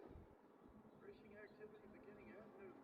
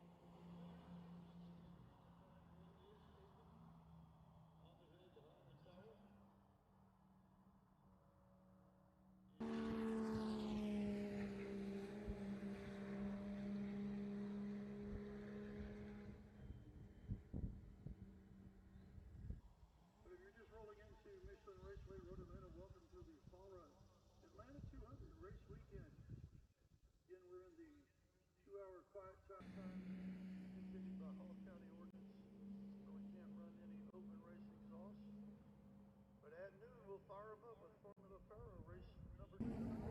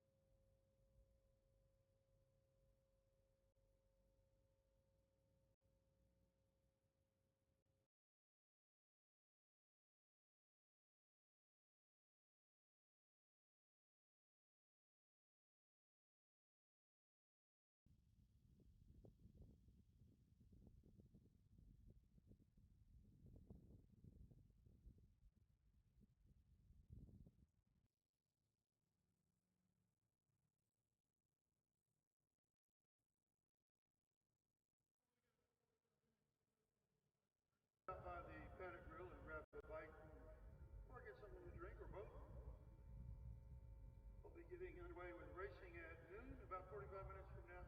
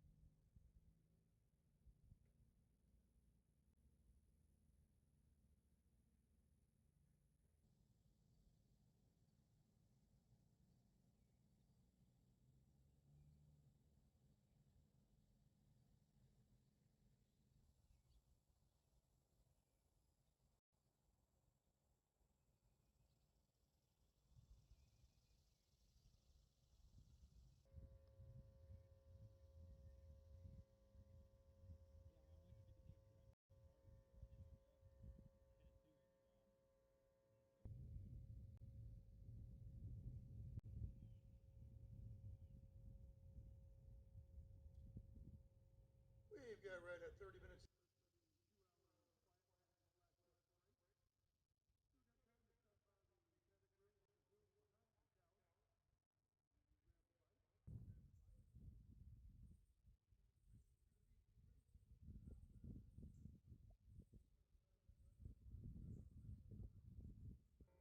And that'll be followed by Pro Spec Miata race number 3 at about 12:30. And at 1:05 we'll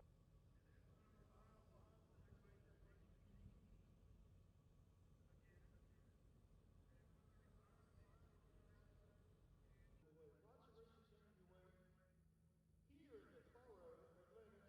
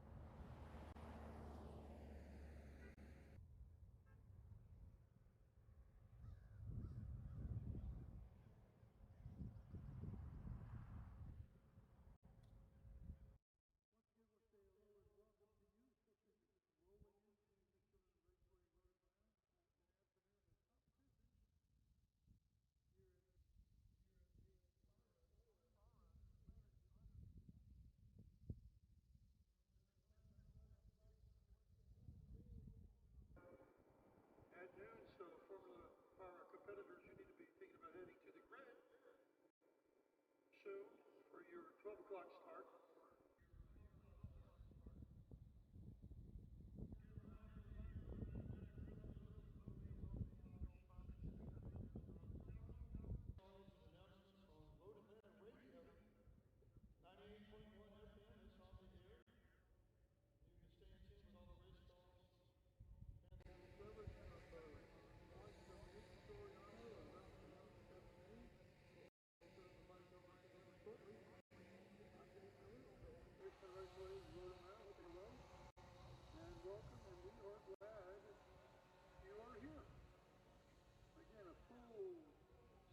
Racing coming your way beginning at noon with a 25-minute competition featuring Formula FARA, the open wheel cars.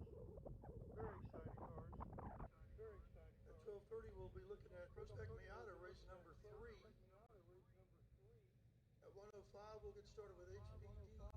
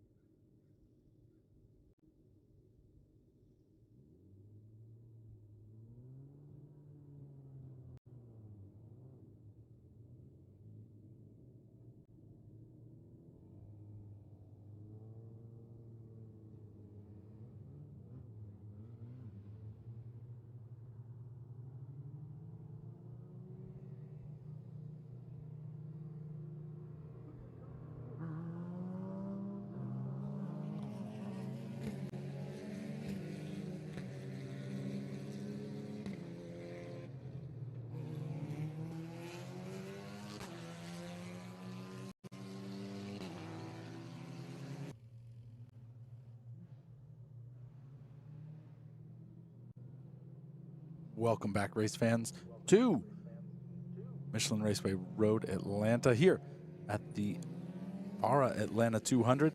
Next on course, we've got our Formula FARA cars heading out on track, ready to go. 5 cars back out there. Again, last race, Cam Becker took the win in the number 31 machine over Facu Hernandez and Braden Eves. David Twatty was back there in 4th, and Axel Bards led most of the first half of the race before an issue with the car had him pull in early. So now we are back out looking to see who is going to take race number 2 here at Road Atlanta. A nice size field here. Again, some familiar names that we've seen at other Formula FARA events. Good to have them up here in Atlanta, away from the typical Homestead and Sebring races that we have seen in the past. But now it all comes down to this. They come out of turn 7. The pace car has the field. When we get there, it looks like Facu Hernandez is going to have control when the pace car pulls off. So we will keep an eye on that. See who is going to be the one to win race number 2. All eyes on these Formula cars now.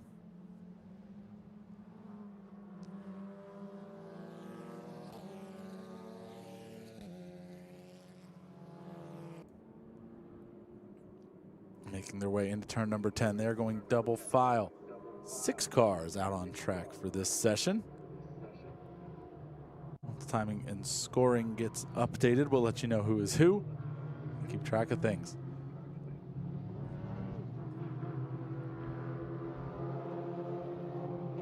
The lights are out on the pace car, so it will pull down pit road. Facu Hernandez in the number 98 will lead the field down the hill. Here they come up. The green flag is waving, and we are racing. The 98 on the inside, Cam Becker and the 31 on the outside, working their way towards turn number 1 now. Here they come, working their way through. Oh, a defensive move from the 98, going to try and squeeze the outside, and it's going to work. They're going to have a nice run up turn number 1 towards turn number 3 and 4 here at the top of the hill. So the 98 will be your leader, coming down through the S's for the first time towards turn number 5.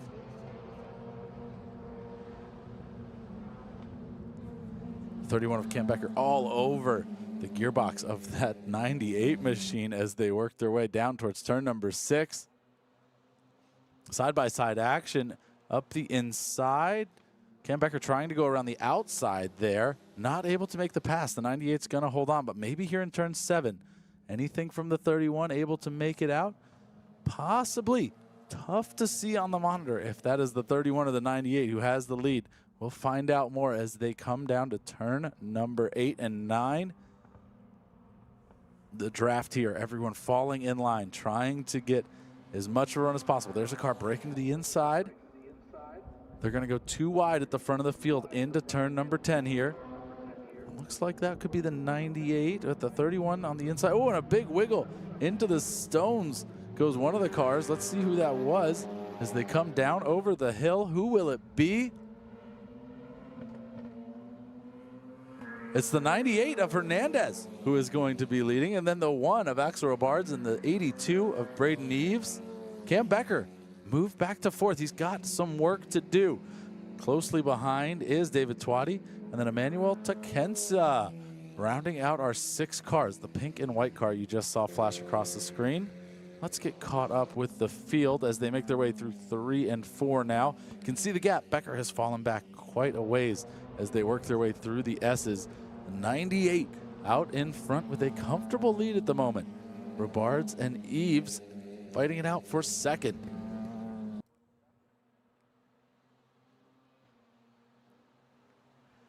Into turn number 6. Nose to tail. No one close enough to make any moves at this point. So they're going to continue on out of turn number 7 onto the backstretch.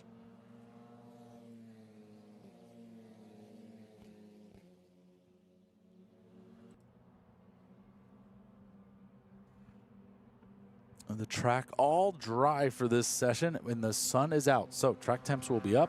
but lots more grip compared to this morning session when we were dodging puddles on this damp track here at Michelin Raceway Road Atlanta.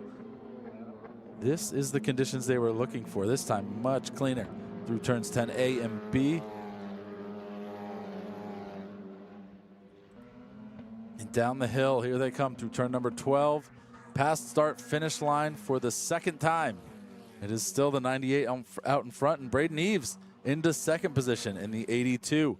Axel Robards in third, Cam Becker in fourth, and David Twatty in the 98X in fifth. There they go, working their way up into turn number 1. Here they are, 3 and 4, turns 3 and 4. And down through the S's, these Formula cars go. They look great, the open wheel racing here at FARA.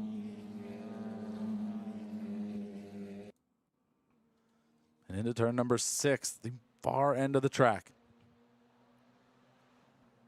The 98 with a comfortable cushion right now, 1.4 seconds last time by over the 82 of Braden Eves, who's only got about half a second back to the number 1 of Axel Robards, excuse me. That was the car that had a issue during the first race. It was leading the race and had to pull off. So good to see they were able to get that car back on track and running very well as it's starting to close in. Braden Eves sees the number 1 in those rear views very cleanly at this point as they work their way down into the braking zone of turn number 10.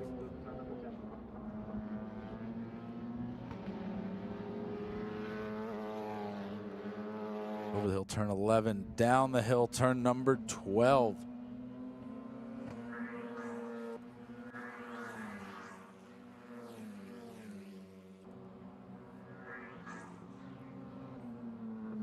This time by a small gap being grown at the front. Hernandez now 1.6 seconds ahead of second place. The gap moves to 0.6 between Eves and Robards, so pretty stationary there. All the cars starting to spread a little bit at the front. Let's see if anyone's able to find an extra gear and really work at trying to make a run to the front of this pack.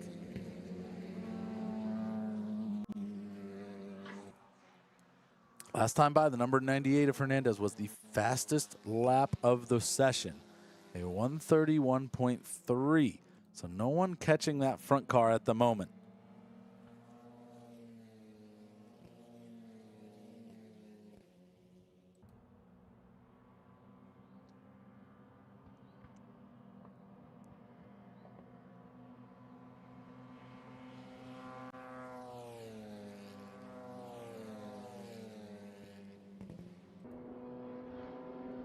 Down the hill into turn number 10. All single file, nicely gapped apart right now. No one's in spot for an attack or anything like that. So everyone feeling fairly comfortable. Coming down turn number 12.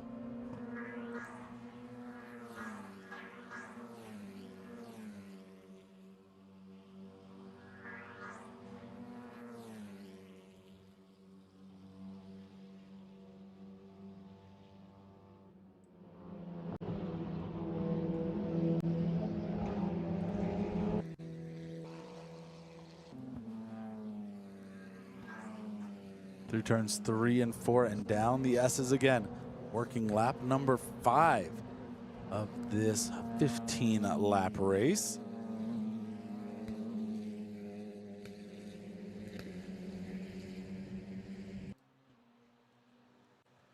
Turn number 6 now for them.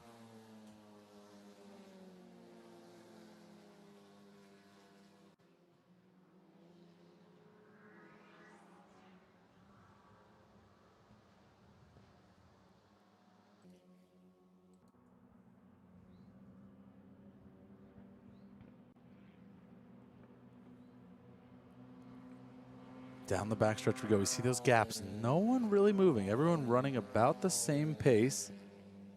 Braden Eves, though, in the 82, second position, your fastest lap of the race, a 131.0. Was able to bring down the gap to 1.4 seconds.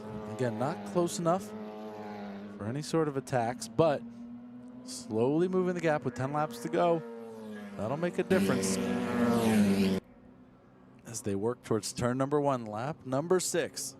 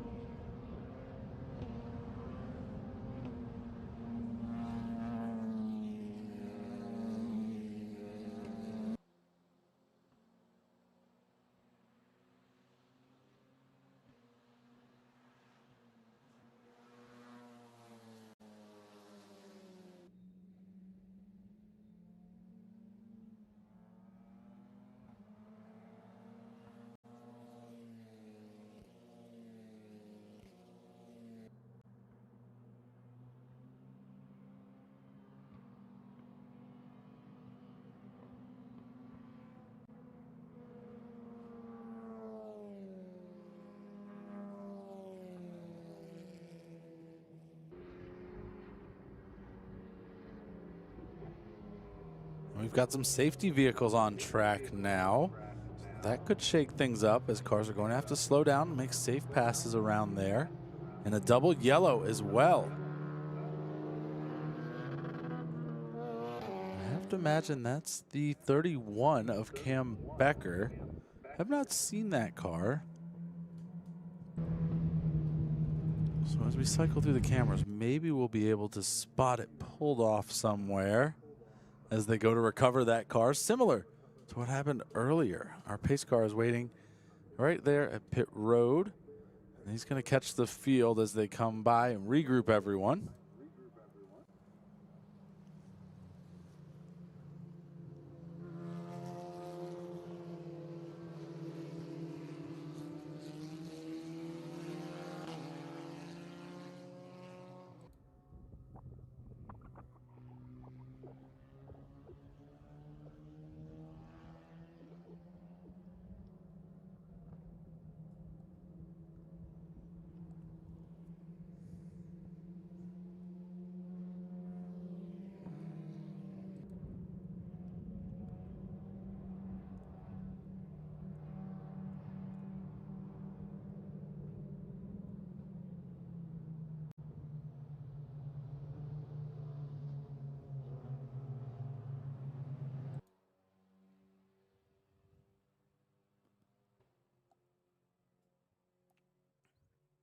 Yeah, still don't know where that car is pulled off. Haven't heard anything on our radio, on my radio, but I might have it turned off from the lunch break.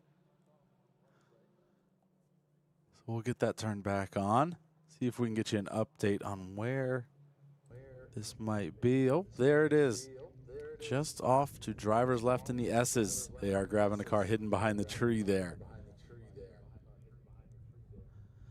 All right, we're going to take a quick break while the safety crews do their jobs and get those cars, that car recovered, and then we will come back. There's still 8 laps to go in this session if it goes to the full length, and we will get you guys caught back up for the restart when it happens.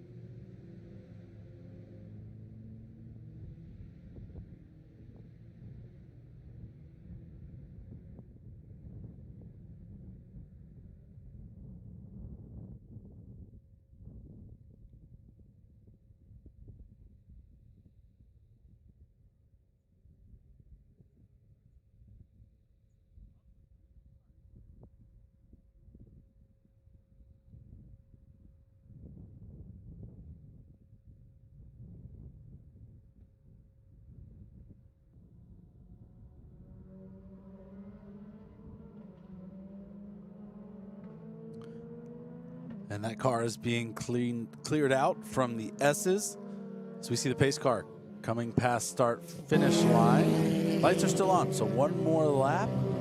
Assuming that we'll get back to green right afterwards. As they work their way into turn one right now, got the whole field. So now, grouped back up at the front of this field, Facu Hernandez in the 98, Braden Eves in the 82, and Axel Robards in the number 1. Those were the 3 cars that were really starting to pull away at the front. Braden Eves was slowly but methodically chopping down the lead from Facu Hernandez in the 98. Having that rabbit in front of you can be so important. You know, being out in the lead, you don't have any cars or any frame of reference of how fast you're going, but sometimes being in second is so helpful to be able to help chase down that car. You've got a brake marker, you can see where they're braking. Maybe I want to brake a little bit further than they are, things like that.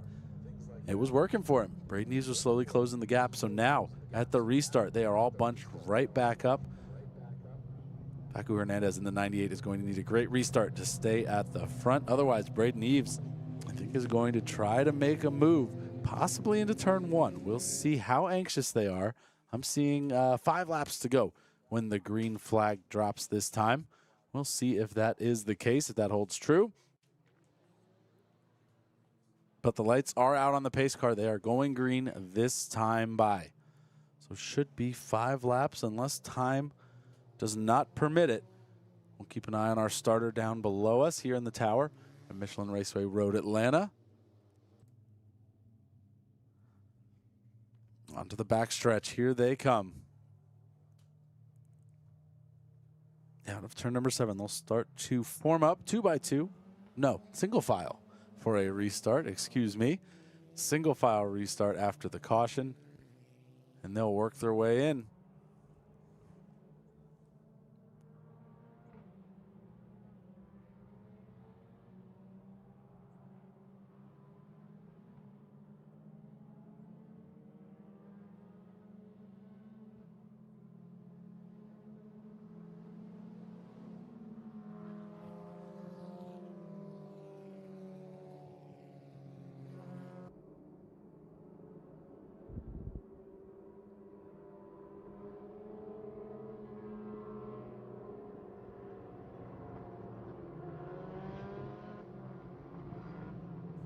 And here comes the pace car up the hill of turn number 11. It will peel off down pit road, leaving the field in the hands of Facu Hernandez in the 98.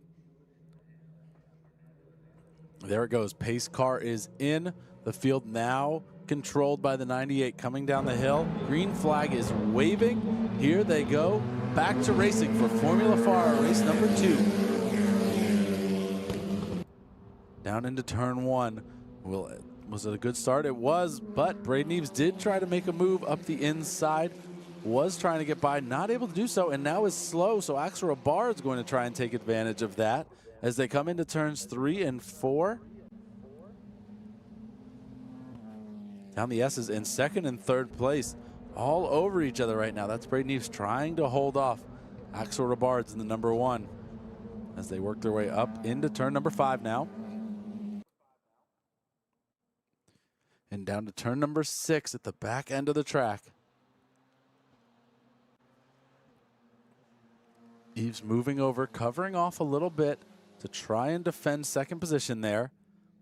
Giving up a little bit of turn 6. This is what Facu Hernandez wants to see out in front, and he's going to go off. Eves is off track in turn 7, back on real quick, but that is going to allow Axel Robards to make a move. He's not going to have the run out of turn number 7 that he wants. No harm, no foul there other than losing some momentum. So there you go. You can see the other car right around the outside. Able to at least defend a little bit into turn number 10, but will it be enough here? Yeah, possibly. Eves may have been able to hang on to that. We will see next time by at the stripe as they come down the hill at turn 12. Yes, Robards is going to be your new second place car. But right away, going into turn number 1, Eves is trying to strike back, trying to go up the inside. Will he be able to make a move? So far, so good. He's right alongside, but turns 3 and 4 are going to be really tricky. Let's see how these two get by side here. Just able to clear, and it looks like Robards is going to stay in front as they work their way down the hill. Braden Eves still on the gearbox of that car, though. That battle for second not over yet as they make their way through turn number 5, nose to tail.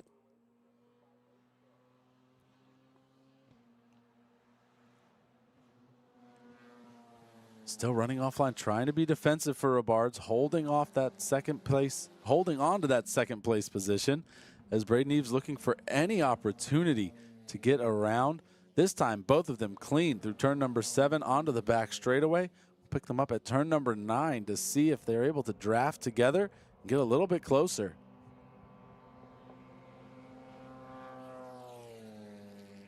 Weaving on the backstretch, trying to break that toe.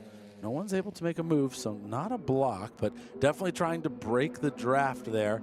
Not working too well as Eves able to really get close here in turn 10, maybe turn 11, make a move over the hill. Let's see as they come over the top. No, too far apart. They are going to be nose to tail as they cross start-finish line. Down into turn number 1 now.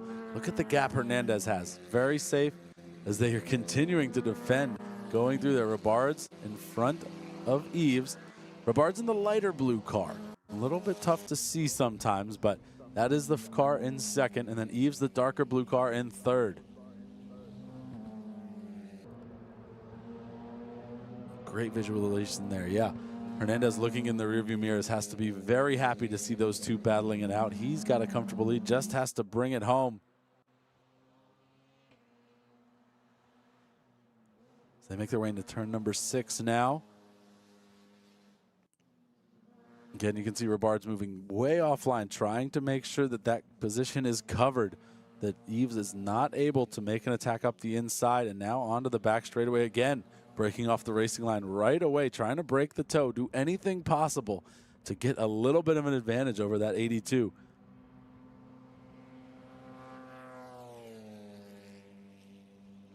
'82 looks a little bit closer this time by. Let's see if they're close enough to make a move into 10. Certainly could be. The 1 covers the inside. The 82 trying to go to the outside now. No, unable to. Gets the door slammed by the 1, but this time into turn 10B, sorry. A better run. They're going to go side by side. The 1 continuing to hold on somehow as they go under start finish once again, nose to tail. These two cannot be separated right now. The 82 moving to the outside, trying to get a run somewhere, but that light blue purple car of Axel Robards staying in front, able to cover so far. I've got 2 laps left on my score sheet, so we'll see if a white flag comes out this time.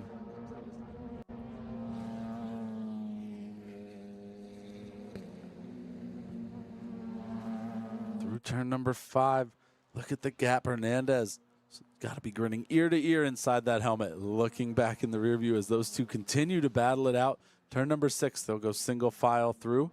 I think a smart move. I think the key would be to get a good run out of 7 for Eves, use the draft, and then maybe into 10A. Try and make that stick. It seems to be the best opportunity he's had so far, and we'll see if that comes to fruition at the end of this straightaway here.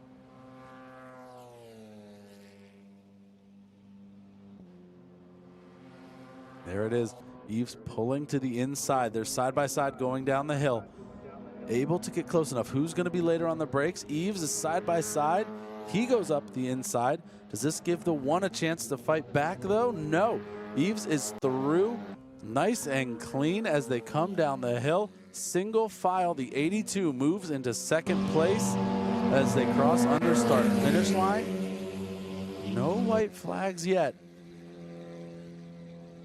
So now it's Robards' turn to try and find a way around. Will he take a similar approach, wait until turn 7, get a good run there, use the draft to pass into turn 10, or will he find a different spot? That is what it's all about. Drivers have to think this through as they're on track, trying to figure out what is my best opportunity. Now before the caution, Eves was the fastest car on track. Still holds the best lap time of the race. No one has been able to best that. So we know Eves has the speed in that car. Will he be able to just pull away from the number 1, or will there be a possibility? The draft here is going to be Axel Ribard's best friend. He's got to stay right behind that 82, have that break all of the wind. There is a checkered in hand at our starter, so this is the last lap, even though we did not get a white flag.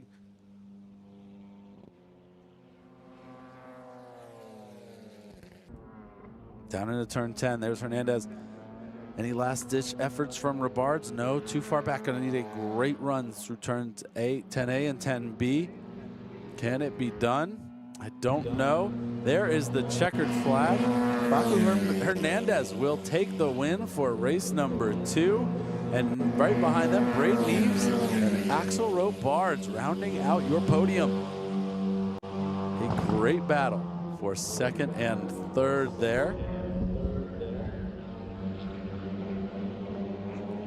Now coming down the hill, 98X of David Twadi finishing in 4th.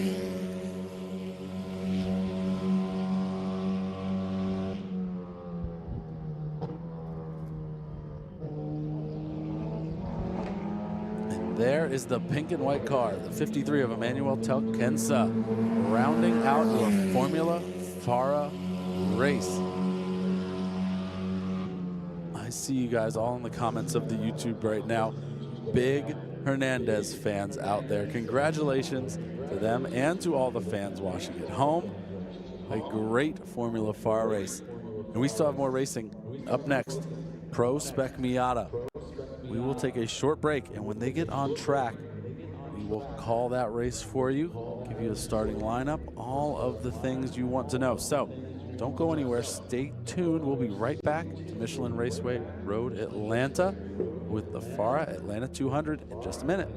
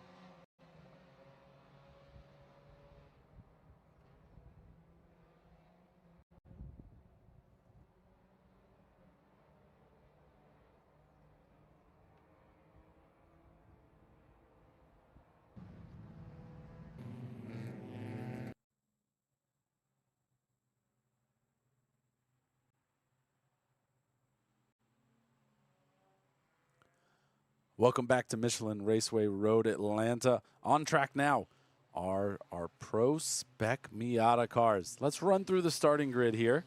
Starting on the front row, the 148 of Frankie Barroso will lead the field to the green flag. Alongside him, Christian Meyer in the 02. Then Vinny Barata in the 58 and the 21 of Colin Murchison. In row number 3, the 59 of Jack Murchison, and then the 63 of Mark Curley. Row number 4 has Mike Hitchme in the 20 and the 54 of Natalino Scapatici. Next row, number 10 of Brad Kitchen and the 787 of Rob Ashcroft. Then in 11th, the 17 of Kalen Kinley and the 127 of Camden Brown. In 12th and 13th, the 12 of Todd Burris. And 14th, the 117 of Mark Kinley. In 15th, the 26 of Jack Cronin. And rounding out your field, the 81 of Joseph Saddington. There you go. They are heading down 2 by 2. Lights are out on the pace car. So as they make their way through turns 10A and B, the pace car will pull off in turn 11. Breezy day here at the racetrack. You see the camera moving around a little bit. Here they come. The pace car will peel off at the top of the hill. And here they come down the last corner of the track, making their way towards start finish. The green flag is out. Here they go. Frankie Barroso. Not the best start I've ever seen. It's going to mean that the next car in line of Christian Meyer is going to have a good run into turn number 1 here. Going on the outside, trying to make it stick. So far, so good as they go side by side to turns 3 and 4. 2 by 2, all the way back, 4 rows of it as they go side by side. And Christian Meyer is going to take the lead down into the S's. Right in front of Frankie Barroso there as the cars are all scrambling on their way back. Finally, getting single file through turn number 5 as they work their way to turn number 6 here.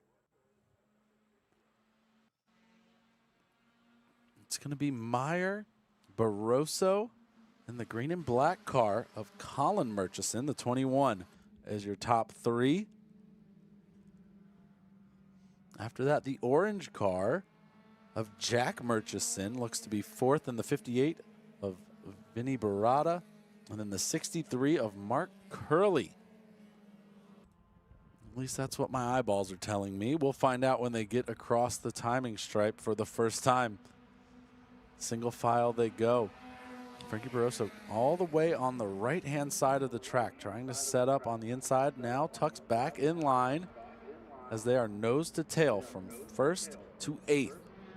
Heading through turns 10A and B. Everyone clean so far, a little bit over the rumble strips. Oh, we've got a car out to the outside. That was a white and black car, maybe the 787. We'll take a peek as they cross the stripe for the first time. It's going to be Frankie Barroso leading lap number 1 as they come down in. Now Christian Meyer pulls out. He's going to make a move. And just like that, Christian Meyer to the front of the field. The 02 leading going up the hill, but Frankie Barroso coming back instantly. They are side by side getting up into turn number 3. Who's it going to be? Christian Meyer is going to hang on. So we've got the 02, the 148, and then the 21. Heading down the S's all the way up into turn number 5 here.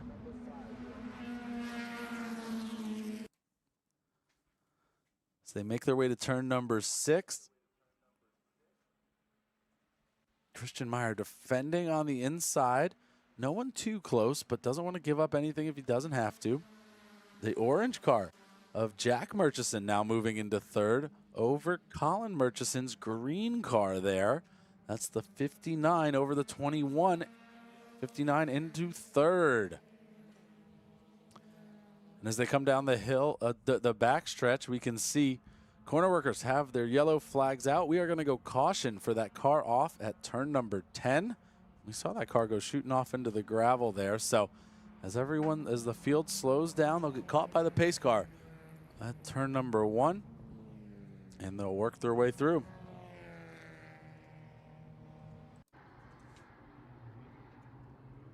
That car went off just to the right of the camera you're seeing right now. So the safety crews are going to stop right there to protect it, and then they will be able to get up and get that thing dragged out of the gravel trap there. It does appear that was the 787 of Rob Ashcroft. That car did not come by and complete a lap. So they will get that car rescued out of the stone garden there. We'll get back to racing in this 30-minute session. 4 minutes in, Temple Yellow will recover a car from the gravel.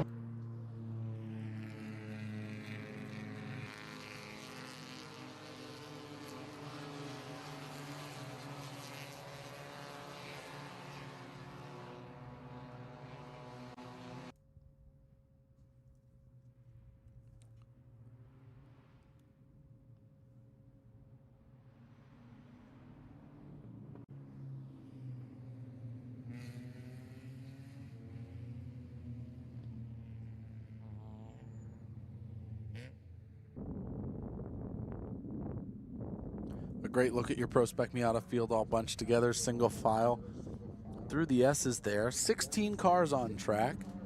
15 of them completed a lap.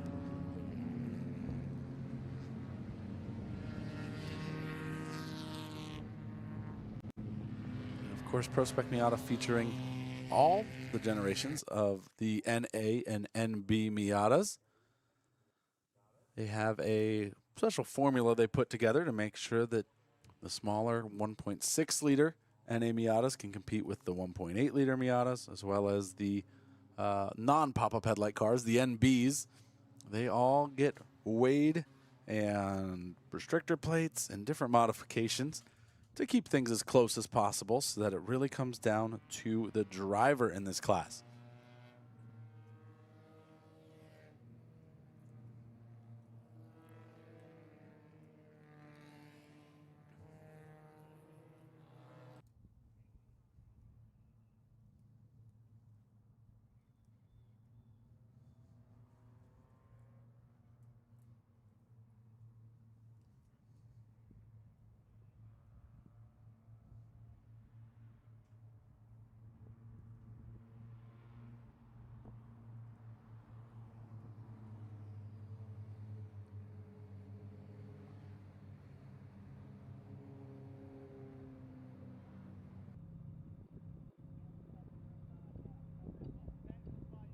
And just at the bottom of the frame there, you can see they've got the truck towing out that white and blue car, the 787, getting that out of the gravel trap there. If the car is in good shape, it'll continue. Should be almost 3 laps down, unfortunately. We'll see if they're looking to get the track time in, as I expect they would be. Spec Miata drivers are all about their track time. So why not pass? Why pass on a good opportunity like this one here at Road Atlanta?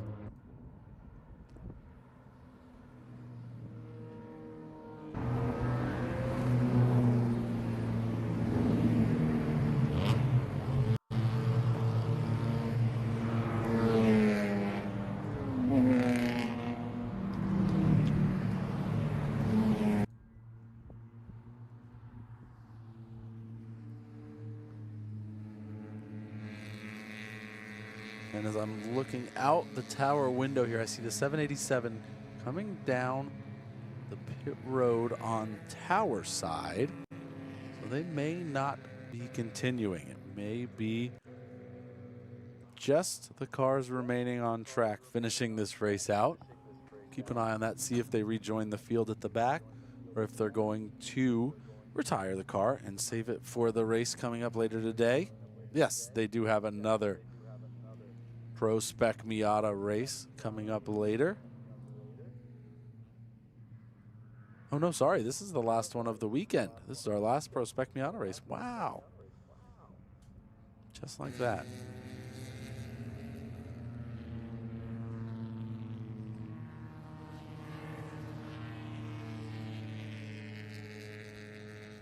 Still to come, though, we do have our prototypes and GTs race number 4, our collegiate racing series race number 2, Formula FARA race 3, and finishing the day off with our Collegiate Racing Series Race 3 and Enduro.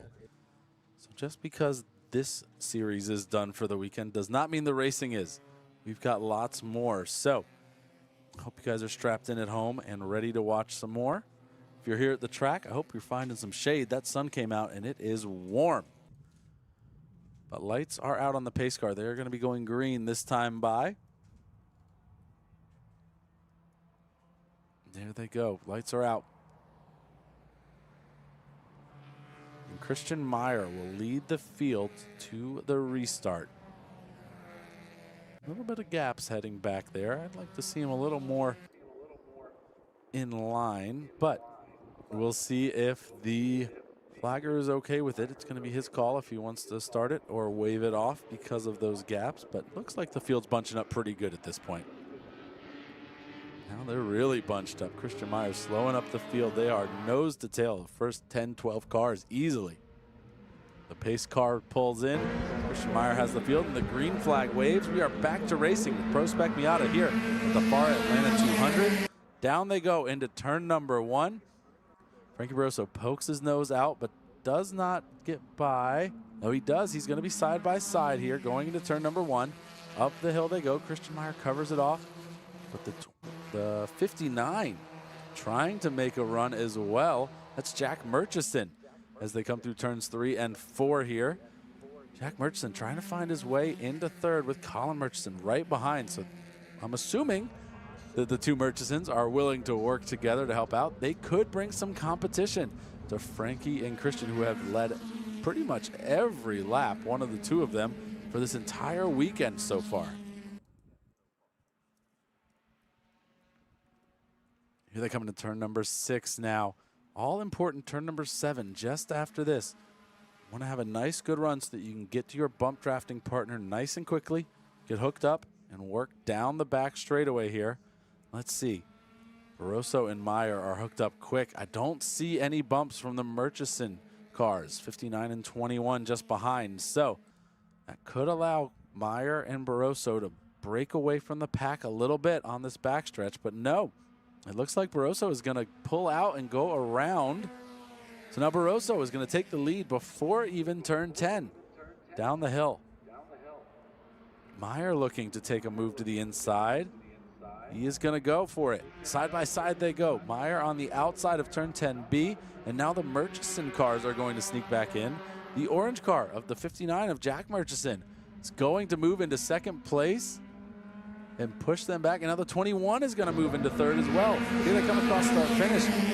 Very wide, a little bit of dust getting kicked up by the 02 of Christian Meyer. He's going to get shuffled all the way back to 5th position as they come up the hill here.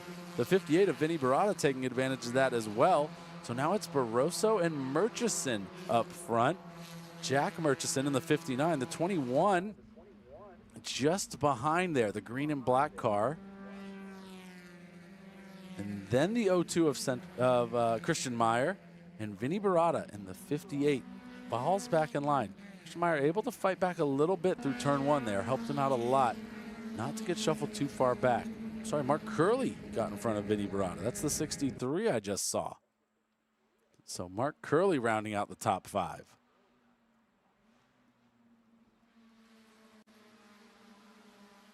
As they work their way into turn 6.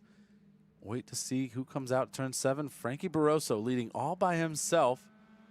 And then the 59 and the 21, the two Murchison cars, but they have split up Christian Meyer and Frankie Barroso for the first time this weekend. Let's see if that is going to be an advantage for those two, if they can work together and pull some lap times, or if Frankie Barroso is going to be able to run away by himself.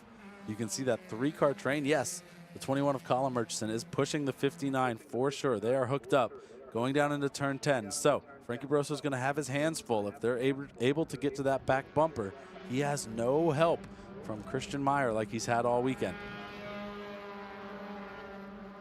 A little bit of a slide from the 58. Vinny Barada, but able to keep it on track. Heading down the hill. Here they come across start finish, completing lap number 6. Frankie Barroso continuing to lead. Heading into turn number 1. Will anyone poke their nose out? No, they're going to stay the front 4 nose to tail, heading up into turn 1. 59 in the 21, trying to find a way in front of a dominant Frankie Barroso, who has just been great all weekend.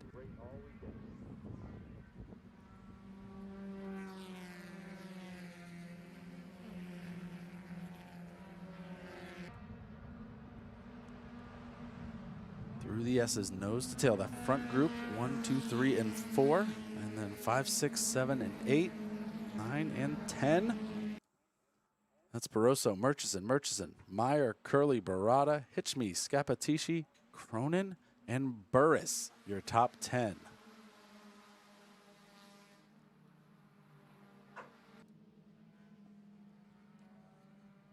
here we go again. Turn number 7 at the exit there. Barroso with a nice gap.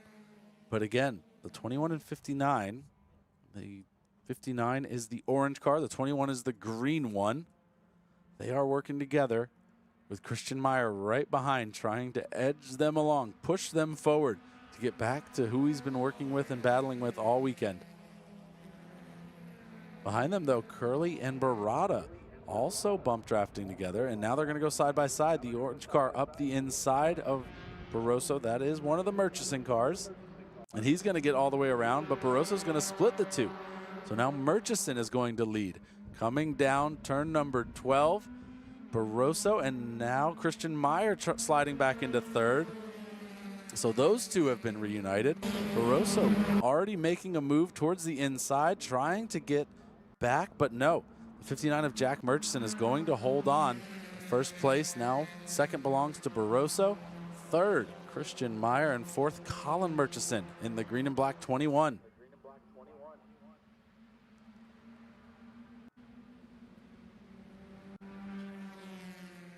Now Jack Murchison has to be a little careful. We know Meyer and Barroso have been good, and now they're back nose to tail. Will Barroso push Murchison coming out of turn number 7, or will he wait and try and get hooked up with Christian Meyer to go around that orange 59? My bet is that we will see the 48 and the 02 together, and the 59 gets hung out to dry, but you never know. Could be time for a little bit of a shakeup, as Barroso does look to be right on the back bumper of the 59, so could have a new 2-car pack breaking away. A little bit of dust getting kicked up further back in the field.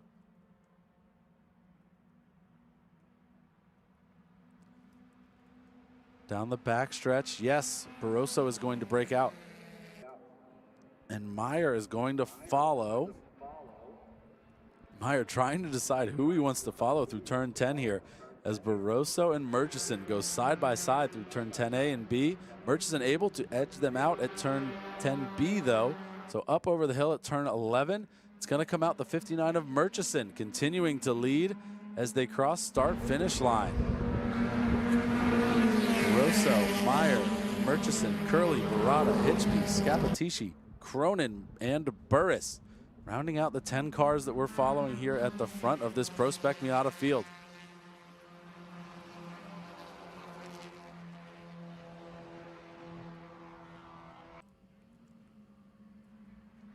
Just under 8 minutes to go for these cars.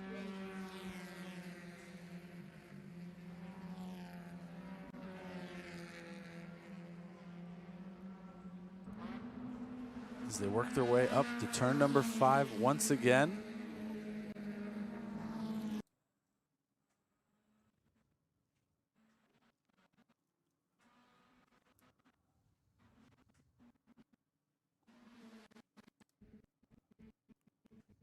And we're having some camera issues here. Let's see if we can get that sorted out. What's our next available camera? All right, turn 10, still up and running. We'll see if we can get the rest of the cameras focused back up.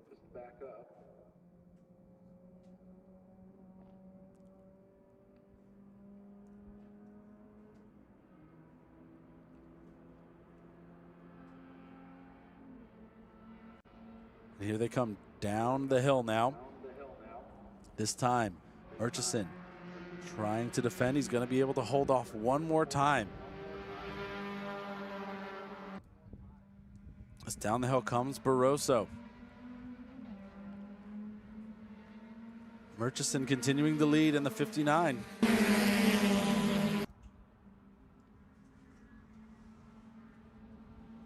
Barroso this time up the inside in turn number 1. He's going to be able to get by the 59.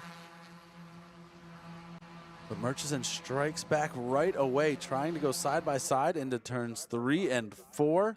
Will he be able to get that position back? No, Barroso will lead, heading down into the S's on lap number 10.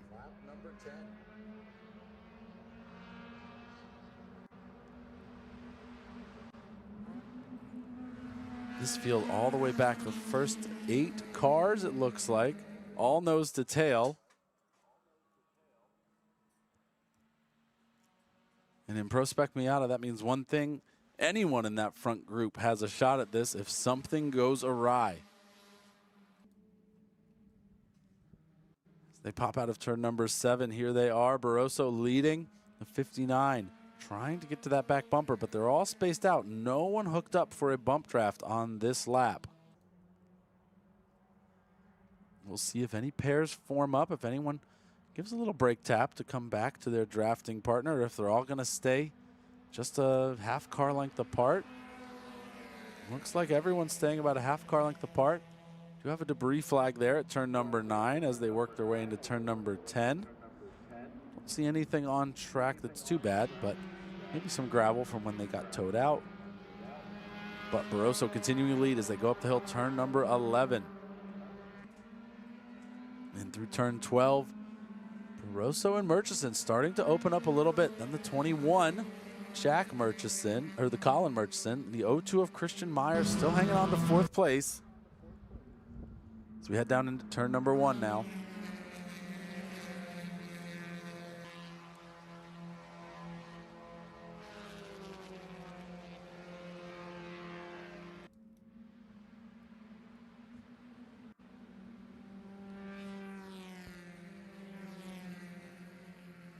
Top 7 still nose to tail on lap 11 of this Pro Spec Miata race.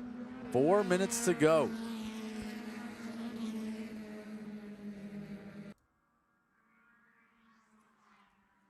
The backside of the track here, turn number 6.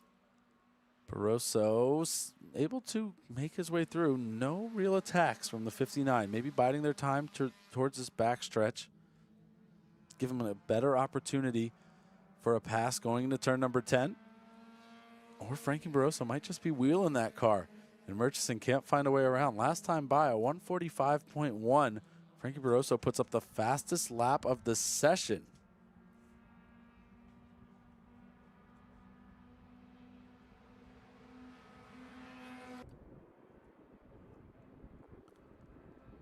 Here we are, our windy turn 10 camera. Looking in, Barroso still has a pretty comfortable gap. 59 of Jack Murchison not able to make a move. And it's a white flag waving. There it is as they come down the hill. One more lap for our Pro Spec Miata drivers here at Michelin Raceway Road, Atlanta. We're gonna head up into turn number 1. Nose to tail, no one poking out of line just yet. In Spec Miata, this is probably too early to make a move, in my opinion. You'll want to wait until that back section of the track. After turn 7, all bets are off. But until then, I'd play nice if it was me out there. But it's not. It's these guys. So they're able to make up whatever decisions they want to try and battle it out. The fight for the last spot on the podium currently held by the 21, Colin Murchison. Definitely under attack from the 02 of Christian Meyer and the 58 of Vinny Barada.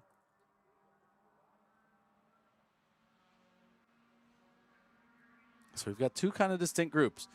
You've got Barroso and Jack Murchison out in front, and then Colin Murchison, Christian Meyer, and Vinny Barada fighting in 3rd, 4th, and 5th position behind. Barroso has a nice gap coming out of turn 7. Going to be very hard for Jack Murchison to catch back up. Good run out of turn 7. Going to need some last lap heroics or a mistake from the 48 car. Just a bit back, the 21 still hanging on, but the 58 giving a good push to the 02. They're going to move up the inside of the 21. The 02 trying to get into third position. That's Christian Meyer. He's going to get by. Does that leave enough room for Vinny Barata? No. The 21 slams the door on them as they come down the hill. The checkered flag is out and waving. Race number 3 of Pro Spec Miata is going to go to the 48 of Frankie Barroso, then the 59 of Jack Murchison, and the 02 of Christian Meyer, rounding out your podium. Just off the podium, the 21 of Colin Murchison, then Vinny Barata in the 58, Mark Curley in the 63. 7th place, the 20 of Mike Hitchme, and the 12 of Todd Burris, and the 26 of Jack Cronin. Top 9 have all passed start-finish line. The next car by is going to be the 17 of Kalen Kinley, rounding out your top 10. And the 10 of Brad Kitchen is going to get ahead of the 54. Let's see where the 54 got shuffled back to. Quite a ways back. We've got the 172 of Colin Gilroy and 12th, the 117 of Mark Kinley and 13th, and the 127 of Camden Brown. And the 787 did get back on track, was able to complete 8 laps after they're off in turn number 10. But the 54 did not make it back around. I didn't see them pulling early, so they may be out on track, and they're going to have to get a tow back in. We'll see if we can find them on the cameras for you.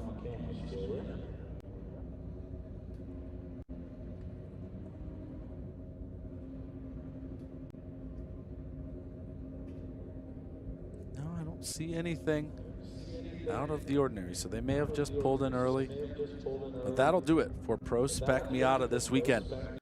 Your final winner of Pro Spec Miata, Frankie Barroso in the 48, Jack Murchison in the 59 in second, and the 02 of Christian Meyer in third. They will all head down to Impound for their trophy ceremony, but up next is your prototypes. No, your HPDE session. HPDE will be out next along with the Super Lab series. So stay tuned. Don't go anywhere. We're going to take a quick break while HPDE is on.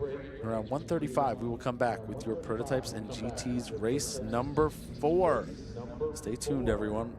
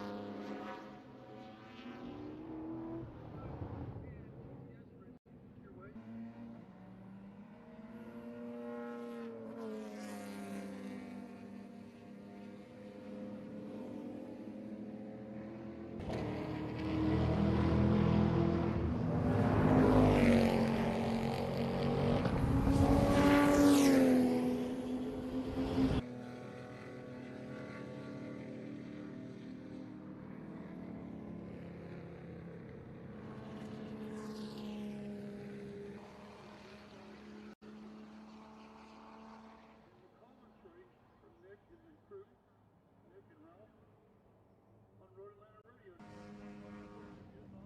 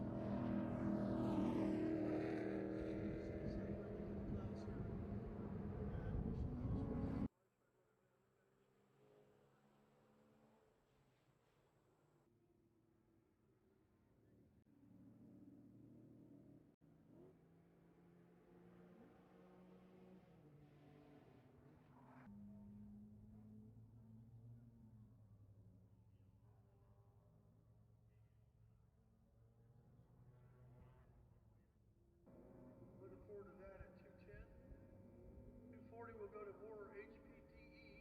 That's what we're watching right now. At 310,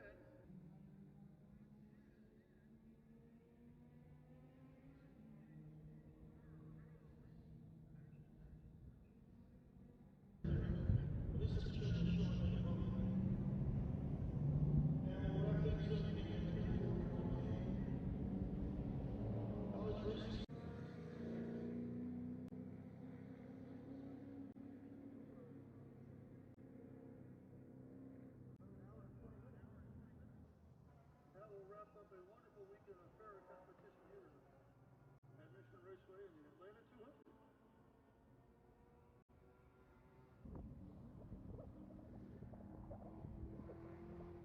I want to say thanks to the folks from Discovery Parts for helping making the racing weekend. As they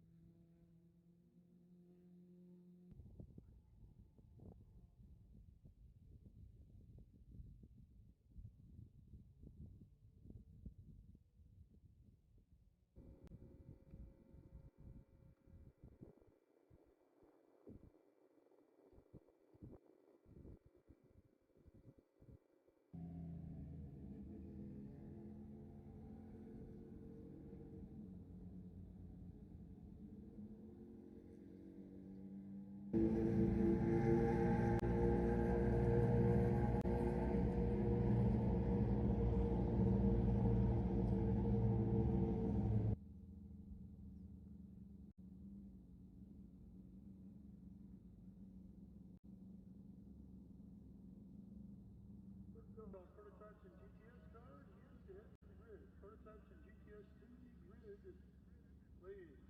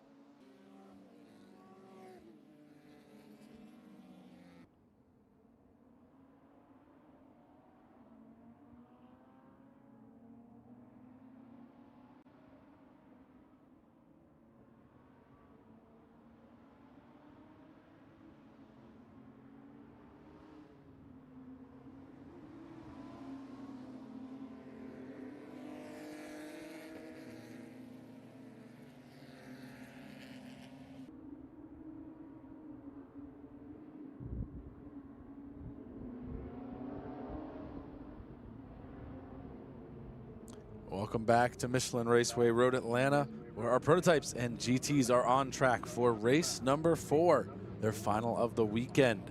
Leading the field, David Twatty. And that orange and blue Porsche 911. They're going to make their way down. The pace car is pulling off.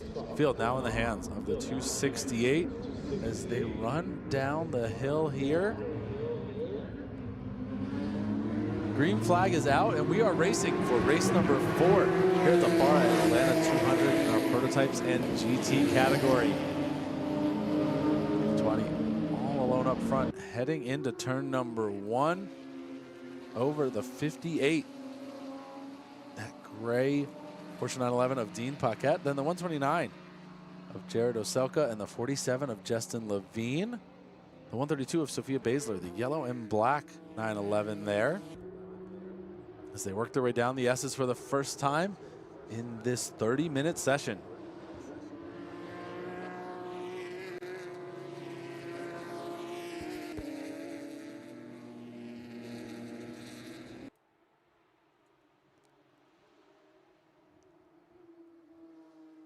Into turn number 6 now. I feel starting to space out. I've had a couple of entries that have left for the weekend. Race number 4 is a little uncommon. Usually it's a 3-race weekend, so having some extra track time. A lot of drivers were able to pick and choose if they wanted to head out early or get some extra track time here at this beautiful facility. So the cars on track are the ones who have decided to stick around. A little bit of a race going on there between the 47 of Justin Levine and the 129X of Jared Oselka. Different class of cars, GT1B for Levine and GT2A for Jared Oselka and the 129X, and then Sophia Basler in GT1B as well. So the 47 and the 132 competing as they all cross the line for the first time. And I misspoke when I said the 268 was David Twatty. It's Brandon Eves in that car. Yes, that is them running the 268 for this session.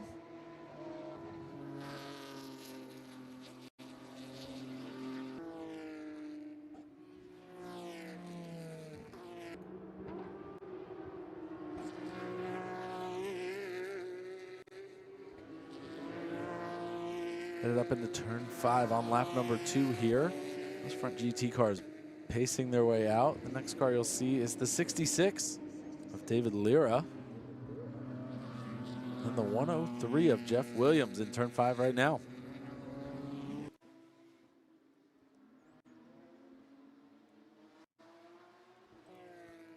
Out of turn number 7 comes the field and onto the backstretch. Turn 9 right there towards the braking zone of turn number 10.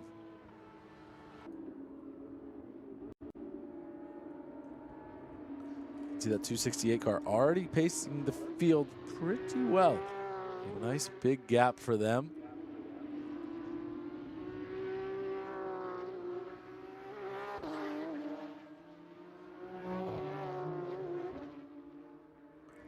As Braden Eves crosses the line this time by a 128.2 for that 268 machine.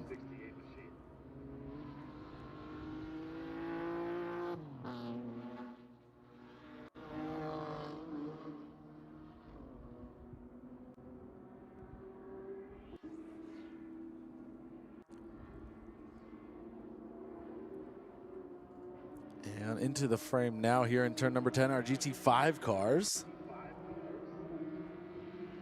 It's the 172 of Colin Gilroy and the 304 of Mike Martin and the 198 of Ben Arce and GT4B.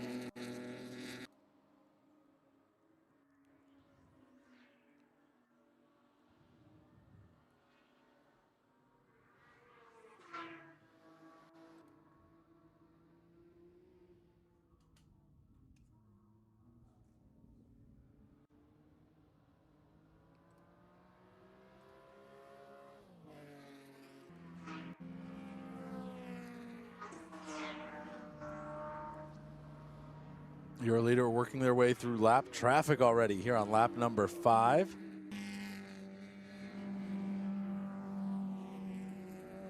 .268 looking to get around the 198 through the S's here. They'll take it nice and slow heading into turn number 6. No reason to push the car on an out-of-class vehicle that you need to pass. Pass easily made as they head into turn number 6.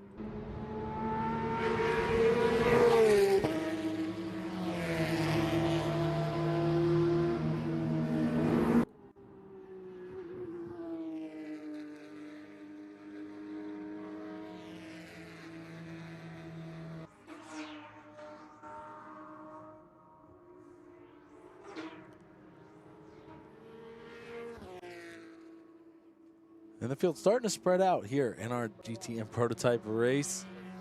So we're just going to watch them make their way around. We'll keep track of the timing and scoring. If any close battles come up, we'll try to follow them, give you some commentary. But coming up next, our Collegiate Racing Series race number 2. That'll be the next thing that comes on after our GT race here. So got a lot more action coming for you. 2 more races for the Collegiate Racing Series this afternoon. One right after this, then their race 3 and Enduro starting at 3:45. So that's a lot to look forward to. Hope you guys are ready for it.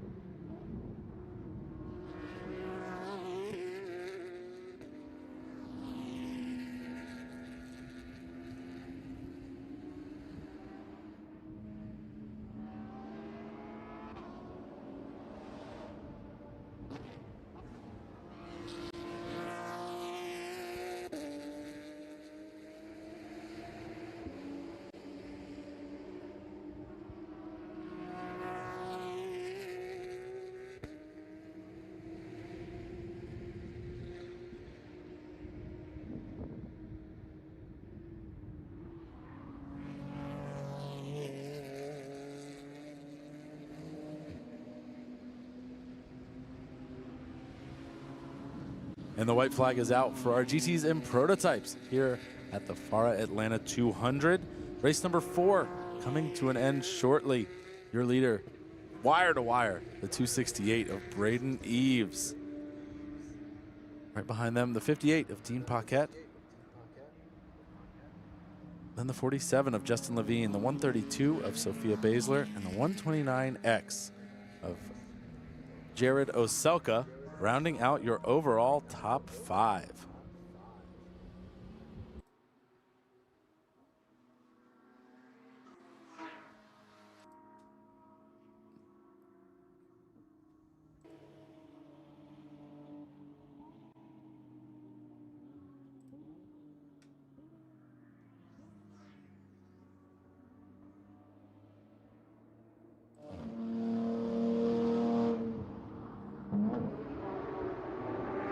Here comes the 268 down turn number 12. Checkered flag is out, and there is your finish. Braden Eves will win overall and GT1A for race number 4 of your prototype and GTs. Next car by is going to be the 103 of Jeff Williams. He's going to take the win. No, he'll take second in GT2B, behind the 66 of David Lira. This next gray Porsche coming across the screen, the 58 of Dean Paquette, second overall, second in GT1A. And the 304 of Mike Martin. That is your second place in GT5. Another 47 of Justin Levine will take the win in GT1B. In third place in your overall podium, followed closely behind by the 132 of Sophia Baszler.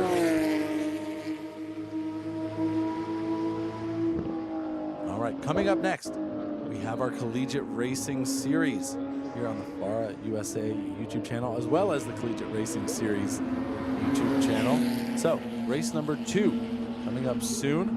Stay tuned. We're going to take a quick break, and we will be right back with more racing action here from Michelin Raceway Road Atlanta at the FARA Atlanta 200.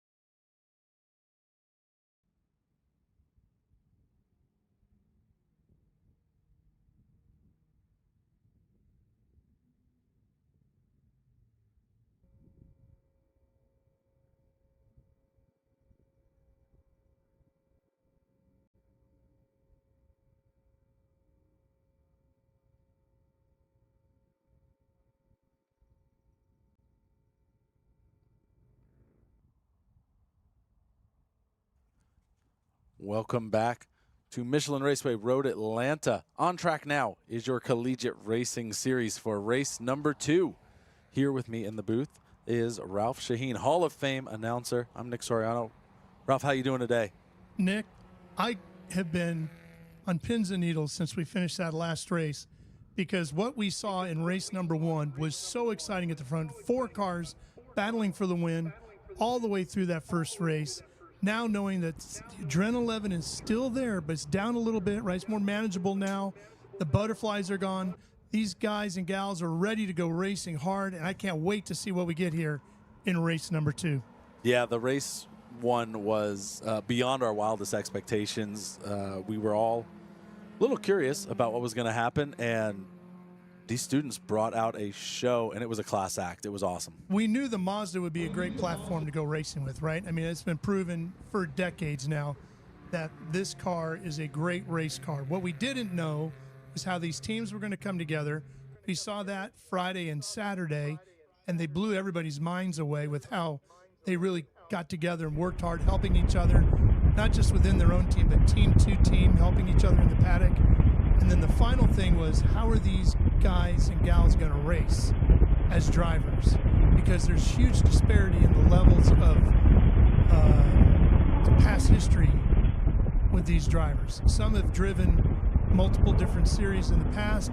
Some, we had one driver competing for Tulane earlier today in race number 1, never been in a race before in his entire life. They did a great job finishing in the top 5. So now, here we go with race number 2, and it should only be even better. Absolutely. I think the talent disparity was one of our biggest issues that we were nervous about, but it didn't seem to be a factor whatsoever. So now we've got our teams back on track. They're behind the pace car. I hear the lights are turning off. Yeah, let's give you a quick rundown through the starting lineup of our 6-team cars as we get ready to go with race number 2 for the Collegiate Racing Series. We will start based on how we finished race number 1. So Rocky Top, which represents Tennessee, will start on pole. Trenton Sparks will get the driving duties this time behind the Volunteers car. Fordham, which finished second in race number 1, will go second here in race 2 with Giancarlo Geckel getting the start again. He did run race number 1. Rice will have Ellis Vance behind the wheel. Ellis's first race in the car. Gobbler Racing, which represents Virginia Tech, will start 4th. Riley Haig back behind the wheel again. Tulane finished 5th. They will start 5th. Preston Leprechaun will get his first start in the series. And rounding out the field in 6th, Queen City Racing, which represents Cincinnati, will put Thomas Ashby behind the wheel for the first time.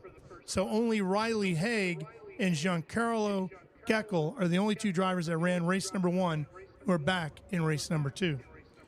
I'm interested to see what the strategy was for these teams to choose these drivers. And now as the pace car pulls down pit road, we're going to see some green flag action here pretty soon. Yeah, and that was Jacob Meek, who ran for Rocky Top, that got the win in race number 1. And now Trenton Sparks leads them down the hill to the green flag, and we are underway with race number 2 for the Collegiate Racing Series as we head down towards turn number 1. Rocky Top with a good lead. Fordham solidly in second. Here comes the Gobbler Racing entry on the inside. Will take 3rd away from Rice, I should say, as they head up the hill and into the S's. A very, very fast section of racetrack. Yeah, great start from the Rocky Top team. They were able to break away. Now we saw in the last race how important the draft was. These cars are still very close, so despite having a great start, doesn't mean anyone's going to run away with it. Looks like Tulane is back into 5th, and then Queen City is in 6th. And then that 7th car that you see back there, that is Kaylin Kinley in the 17 out of Osteen, Florida. She is 17 years of age, and she is in the developmental program for Collegiate Racing Series. So she's a high school student, and when she goes on to college, wherever she goes, hopefully there'll be a Collegiate Racing Series team at that university, and she will be all set to come racing with us in CRS. Yeah, getting started at that age has got to be a huge development.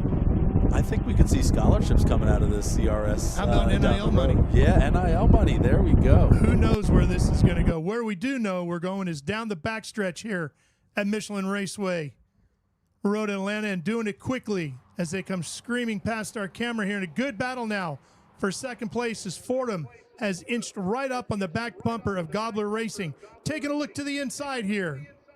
Under braking. And we're going to have a change for second. Fordham back into second place. And Gobbler already trying to counter as we come up underneath the Fox Bridge and head back down to the front straightaway. Yeah, great move there into turn 10. It's a textbook spot for them to be making a pass. We saw it in other series throughout the day. And these college kids learn quick, you know? Well, and we're seeing great things out of Tulane now. They are sitting in fifth, which is where they finished in race number 1, but they are challenging for fourth. So they are already picking up a lot of speed and getting a lot of skill in this series and starting to make headway as they try to improve here at Road Atlanta. The green wave trying to become a checkered flag here. Yeah, what a cool section of track right there. Turn 3 and 4. Car likes to bounce up on two wheels as you go over the curb. It's a real roller coaster of a section. And I have to imagine that regardless of where they are on track, they're having a great time going through there. If you have an issue with motion sickness, that is not your favorite part of this racetrack, I promise you. Not at all. That is definitely one that will shake you up a little bit.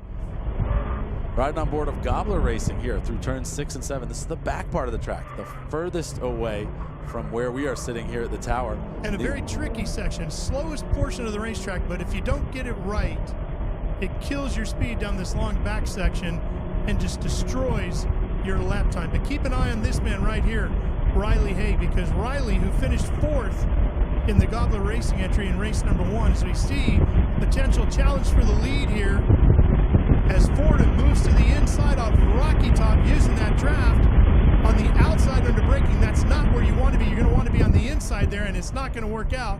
And Tennessee is going to hold on for a moment. Nope, next corner he's going to lose 2 spots because Riley Haig picks him off as well. Now Riley with a great run headed into the final corner here. We could see Gobbler going to the lead at the start-finish line. We've got a new leader here. Oh, and Riley gets loose and gathers it up, does a tremendous job of staying calm, easy on that wheel, doesn't make any radical adjustments with the steering wheel, and only falls back to 3rd. But that could have been absolutely disastrous, Nick. It really could have. What a great save from Gobbler Racing there. That's the best piece of driving we've seen all weekend right there. Absolutely fantastic to save it there. Here at Michelin Raceway Road Atlanta, that is a classic spot where cars really can get torn up and out of sorts. And I don't know 100% about Riley's experience here at this particular track, but handled it like a veteran. Well, Riley grew up coming to this racetrack. He spent a lot of time here, but coming here and watching is a whole lot different than coming here and racing. I can promise you that. It sure is. Yeah, being behind the wheel definitely gives you more of an appreciation for some of the respect you have to give these corners at this track. It is not for the faint of heart when you're driving at 10/10ths. Here's the thing about Riley. He finished 4th in race number 1, but he ran the quickest lap in race number 1 by 1/10 of a second quicker than the Fordham Racing entry of Giancarlo. And Riley's dad was a racer, did a lot of amateur racing, and that's what pretty much got Riley interested in motorsports. And Riley was the one who had the vision to get Virginia Tech through Gobbler Racing involved in the Collegiate Racing Series. So here comes our squads all battling now once again, headed down to the very quick chicane section here in a battle again, 3 cars for the lead. Fordham out front. Rocky Top trying to find a way, and Gobbler right there with Rice and Tulane right on their heels. Wow. Now let's see if Riley gets smoother through this section this time. Yeah. Gobbler back in 4th on the outside this time, fighting with Tulane. Tulane in 4th. And we see Rice in 5th. And snuck right in the middle there was Rocky Top, which holds on to 2nd place. Man, that's some tight racing in there. That really is impressive to see. 3 wide racing from these. Look, you can tell Tulane got a little crossed up. We've got the windshield wipers on a very pretty day. So obviously, for everything you can in the cockpit, right? That's right. Anything that you can do to grab a little bit of a foothold there and keep the car going in the right direction. So Tulane finished 5th in race number 1 with Kenny Flanders behind the wheel. And here in race number 2, it's Preston Leprechaun getting the start. They're going to have 3 drivers when we get to the endurance race coming up, the last event of the afternoon here and the weekend at Michelin Raceway. That's going to be a very cool event, seeing them run and do driver changes. A little bit of strategy involved there when you make your pit stops, and it's going to shake things up. And we're on board there with Riley Haig. It looks like Gobbler Racing sitting in second place. Gobbler representing Virginia Tech. Hence the Gobbler. We were asking Riley if driver intros, they were going to come out to enter Sandman like the football team does. And he says, we're working on that. What an entry that would be to have here in the collegiate racing That would series. easily be the best one in all of motorsports, right? Oh, yeah. We'll see if we can get the tracks to do some light work for him as well. Giancarlo in that Fordham machine, really sliding the car through the chicane here. And he comes up over the hill. Giancarlo spent a lot of time ski racing, slalom, giant slalom, and downhill. So he is definitely one who loves speed. And how about Tulane up into third with Rice back in fifth? Remember, Tulane was fifth in race number 1, and they're looking at a podium here in race number 2. How exciting is that for the Green Wave? A great turnaround for them. They've really been able to get it together, and I know that they met during the time in between their sessions, and it seems to have paid off. They're really focused and dialed in. Racing just as intense here in race number 2 of the Collegiate Racing Series as we saw in race number 1. Sun is out now, and here comes Riley through the grass trying to make a move in the Gobbler Racing entry. The fight for second is on between Tulane and Gobbler, and Riley is using up literally every inch of the racetrack. He's got the right line here, headed down into 7. This is really, that inside line is going to give him at 6 and 7 the spot he needs to get out onto that back straightaway and get a good run. He has cleared the Tulane car now, and that'll move Kenny Flanders back to third. Gobbler goes up to second, and Rice is back here in fifth, with, it looks like, Rocky Top sliding back to fourth. A great move from Gobbler Racing around the outside of turn 5 there. Not for the faint of heart. You've really got to commit to that and drive over the rumbles, and did it textbook. That was exactly the way to do it. When you've got the momentum, you've got to take the opportunity, and it paid off. And it's Trenton Sparks driving for Rocky Top, which is representing the University of Tennessee, as opposed to Jacob Mink, who won for them in race number 1. Here they come through the chicane again. There's Gobbler sitting in second. Here they come down the hill. And look at Giancarlo. He's got a nice, healthy lead now for Fordham. And then we have Gobbler, Tulane, Rocky Top, and a good battle now brewing for third. Rocky Top taking a peek to the inside, headed to 1. Side by side under the braking. And they are still side by side as they head back up the hill and into the S's with just a nose going to Rice. Just able to squeeze it out, but I don't think this is over yet. Rocky Top's still trying to make a move. Yep, that's a Tulane car right there in front of him, the 504 on the door there. That, of course, the area code for New Orleans, which is where Tulane is located at. I really enjoyed when I saw that was how they chose their car number. It's pretty smart marketing, huh? I thought it was a great move by that team. And here's Rocky Top trying to make a move, coming back towards them at turn number 6. Too far to make a move right now, but a good exit of 7 and a draft.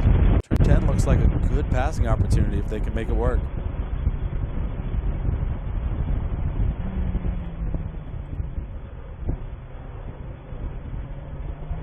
Top 4 spaced out a little bit now on this lap. And here comes Rice back in 5th as we get out on that long back section of racetrack. And Queen City Racing sitting in 6th. And boy, they have had their challenges here this weekend. Remember, they tore up the front of their car yesterday, worked hard late last night to get the car ready to go, changed a couple of motor mounts within less than half an hour for the start of race number 1 here today. So those kids over there at Queen City, we say kids because they're all students, but those young men. Oh, we got the Tulane car off course here at the chicane. Let's see if he can get that righted and back out on the track. That would be Preston Lebrecon making his debut in the series. And he's going to slip back to 6th. He's going to have to make up some ground here. Yeah, he's going to fall back behind the 17. A little bit of body work hanging off the back. Doesn't look like it's going to affect performance, but A little bit of tape to get that car ready for the next race should be all it takes. And that 17 is, again, Kaylin Kinley. She's just 17 years old from Osteen, Florida, which is in the center of the state between Daytona Beach and Orlando. Yeah, she's keeping up with the pack, too, driving all she definitely does an is race out-of-spec these car. Miatas and everything she does behind the wheel of racing. She told me she's never raced anything but a Miata, so she knows these cars inside and out. No kidding. Wow, yeah, having that experience in these cars is very valuable. And Paying off. I bet an athletic director out there is starting to think, how do we get some recruiting budgets sent her way? Oh, yeah. She said she's going to make a career out of the automotive industry. Doesn't know exactly how, but she's going to go to college for engineering and hopes to do it in racing. Ralph, did you know what you wanted to do at 17 that well? I did. Okay, I did. well, good for you. Shockingly, I know didn't. not many did, but I did. And somehow, 40 years later, I'm still doing it. Hey, and that's why you're in the Hall of Fame. Well, I don't know if that's it. the $100 I spent buying that guy dinner one night might have got me in at least one of them. It's not about how you get there. It's That's about right. getting Nobody there. asked you how you won, right? Just did you win? That's right. All right, here comes the leaders down the hill, and it's Fordham out front with Gobbler right on the tail as we get late into this one. We're going to have a good fight to the finish there. Rocky Top up to third. Down the hill comes the rest of the field, and it's going to be Rice in fourth with our young gal out of Florida running in fifth. And then there's Tulane, with that extra piece hanging off the back. Oh, another one off here. That's your and leader. That's Gobbler, so that would have been Fordham going off course. So issues for Fordham just going into the S's. And here comes Queen City at the back end of the field. Fordham able to get it collected and staying right in the back now. We're riding along board with Fordham and Ram Racing. Yeah, that's Giancarlo Geckel. And they are certainly not out racer. of it. A ski racer into a car has got to be one of the coolest transitions of racing I've heard of. You a skier? You're from Florida, so not a lot of skiing down there. That's right. I have skied before. I do not call myself a skier by any means. No? But you hear a lot about motorcycle racers and maybe bicyclists and things like that coming into the sport. But to hear a ski racer joining us in road racing is definitely a new one for me in my very limited years of broadcasting so far. Well, both of Giancarlo's parents were racers on the amateur level, so he's spent his whole life around the racetrack. You remember Phil and Steve Mayer? Yeah. Olympic champions. I do Team remember USA. those names, yeah. Yeah, they're great skiers, and they became professional racers, car racers. So there is a pathway there. There is a path. So if you're a ski racer out there listening, maybe... And I was, and I'm a broadcaster. Okay. So there's that. So you've got two pipeline ski racers listening along. Well, I was no Phil or Steve Mayer, I can tell you. I'm not even sure I was a Giancarlo Geckel, but here we are today having a good time. And the battling continues out of turn number one, that fight for the lead. Man, this is going to be a great finish. It really is. Those top two cars have been trading spots back and forth for the last 2 or 3 laps now. And we're going to ride on board the Gobbler car to see what they have left in the tank to try and run down the Fordham's Ram Racing.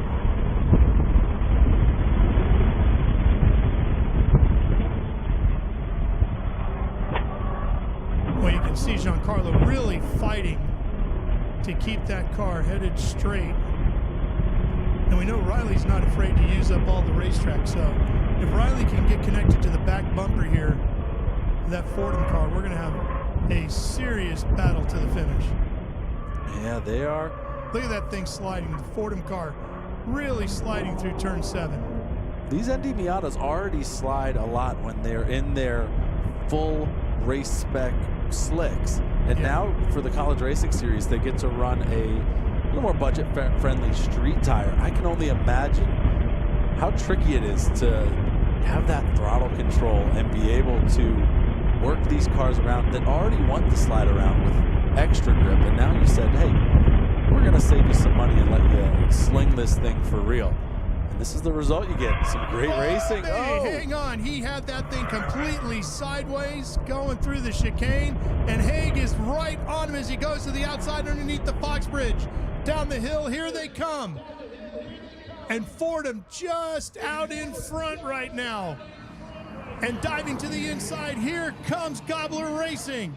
Riley trying to side draft off of him, going down into turn one, pushes him out wide a little bit, takes advantage of it, and Gobbler's back into the lead here at Michelin Raceway, Road Atlanta for now. Because as they go up to the S's, Nick, anything can change up there. It sure can, and they're still side by side. We have not sorted this one out completely.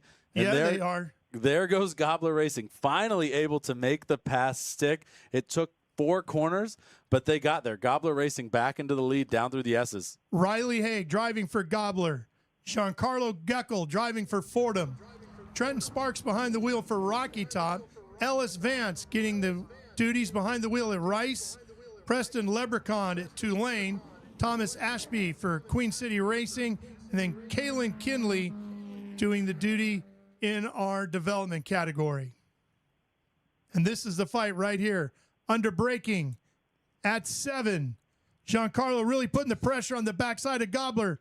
And Riley getting a mirror full of that Fordham entry. Yeah, he is all over the back bumper. The draft is in full effect here. They are. And look, he's giving some hand signals. You see, hey, giving some hand signals to Giancarlo. Giancarlo says, okay, here I come then. Right on your outside. They're going to be door to door as they go into the braking at the chicane down here. Giancarlo in the right spot to the inside. And he's been loose through here. Much tidier this time.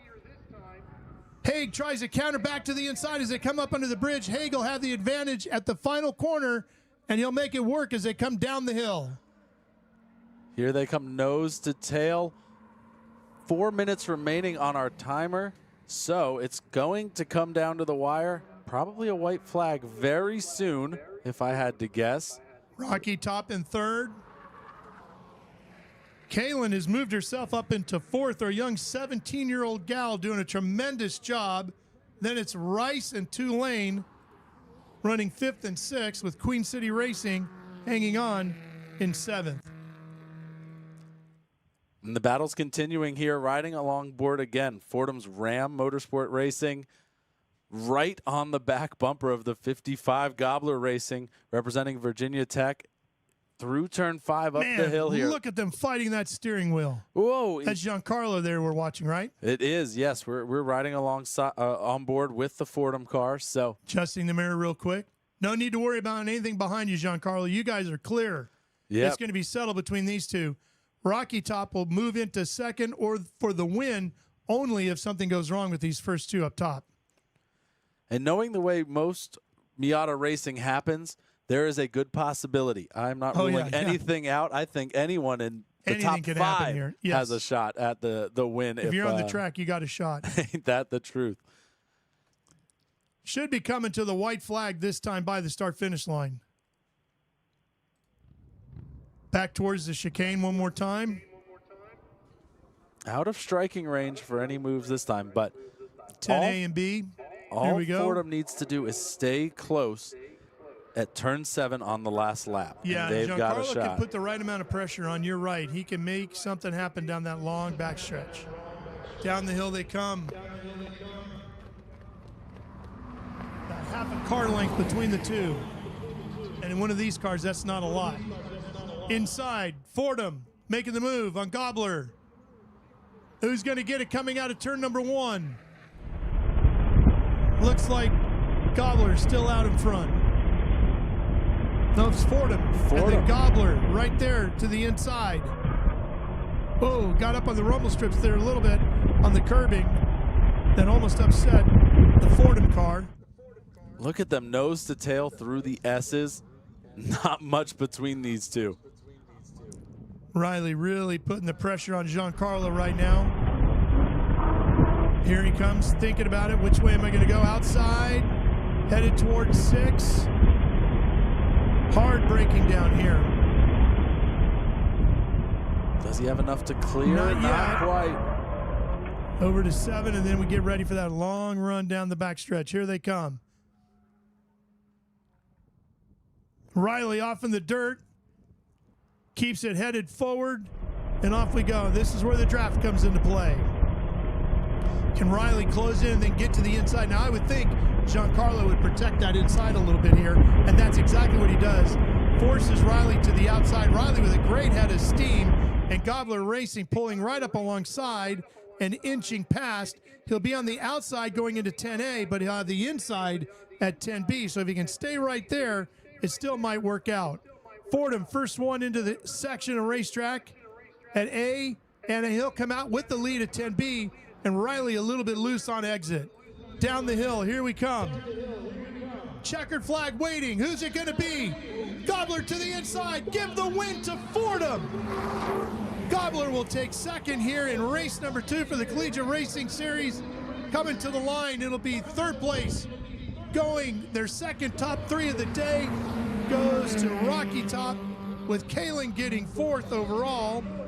Don't Doing look a great now, job, though. our young A 17-year-old. battle Here for comes the fifth. battle with Tulane and Rice. Tulane is going to get it just in front of Rice, and Queen City Racing will come around to round out the field of cars here today in race number 2 of the Collegiate Racing Series. Well, we're 2 for 2 on good races in this Collegiate Racing Series so far. They're batting 1,000 with entertainment, and I just can't wait till race number 3 now. Yeah, and it's going to be totally different, right? Because that's an endurance race. So these guys have, and here's the other thing to take note of. Riley and Giancarlo will both be driving in the endurance race, and I know for a fact Giancarlo is going to do the whole thing himself. Riley hadn't decided yet, as Queen City now makes their way across the start-finish line to close out race number 2 for their effort. Each team has to make 2 pit stops, but you don't have to change driver. But what you do have to do is your driver has to get out of the car as if he was changing and then get back in. Okay. So even if Giancarlo goes the whole distance, he still has to get out of the car. So they make sure that even though you're going with one guy, time-wise, you don't get an advantage. Yeah, so that is definitely going to make strategy part of the equation now. It's not just who can run the best laps, it's who's going to... And who's going to be able to run all those laps. Don't forget, Giancarlo and Riley have already done 2 races, sprint races, but a lot of effort on a very hot day, hot and humid day here.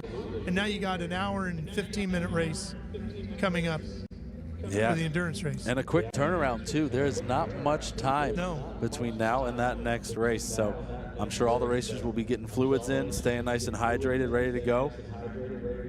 And I'll see you then. That's right, yeah. Okay. All right. Ralph, thank you so much for joining me in the booth for our coverage of the Collegiate Racing Series. Up next, we have FARA's HPDE group, so we will not be commentating during that, but we will be back. The next thing you will see is Formula FARA race number 3 coming up in just a bit. Following Formula FARA race 3, exactly what we just talked about, the Collegiate Racing Series race 3 and Enduro, starting around 3:45. So a lot more racing. We're not done yet. We started 8 a.m. this morning and we're going to keep going. So don't go anywhere. My name is Nick Soriano. Just had Ralph Shaheen with me in the booth. We'll be back at Michelin Raceway Road Atlanta very soon, so stay tuned.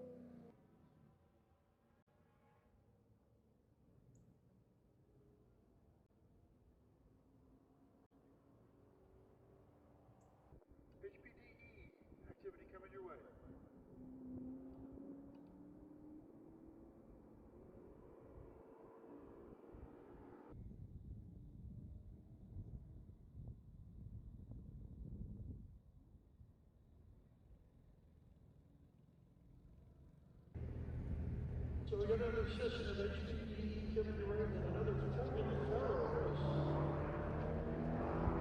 Look forward to that.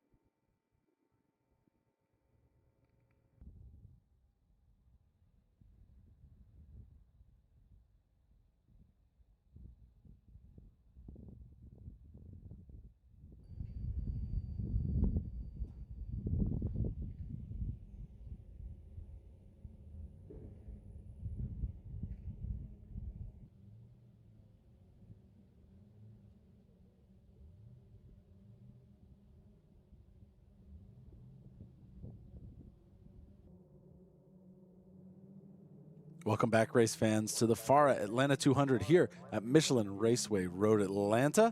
On track now is your Formula FARA race number 3. They are about to be coming into turn number 10. Let's get you a good view of them. And there they are. Looks like we've got 4 cars on track. Lights are out on the pace car. We're about to go racing here.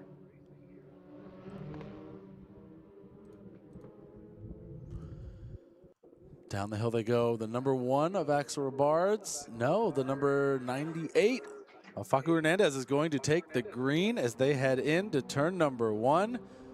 Well, there are 4 cars there, folks. They were so tight, line by line. It was hard to tell, but 4 cars working their way through up to turn number 3. We've got some cameras. We're resetting at the moment. So we've got a little bit of limited coverage, but they should be popping up here and there. They make their way down turn number 3 into turn number 5.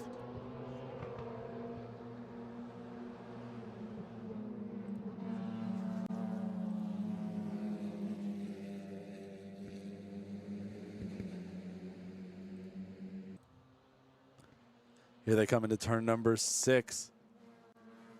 Working their way through. Down through 7 and then to the backstretch where we will pick them up again here at turn number 9. So bear with us there. Facu Hernandez, Axel Robards, Braden Eves, and Cam Becker look to be the 4 cars out on track. We'll make sure we get you an update. I think some of those colors have a little bit of a mismatch. So we'll give you the full rundown once timing and scoring catches up to our drivers as they pass by now. Heading down into turn number 10, the 98, Facu Hernandez continuing to lead.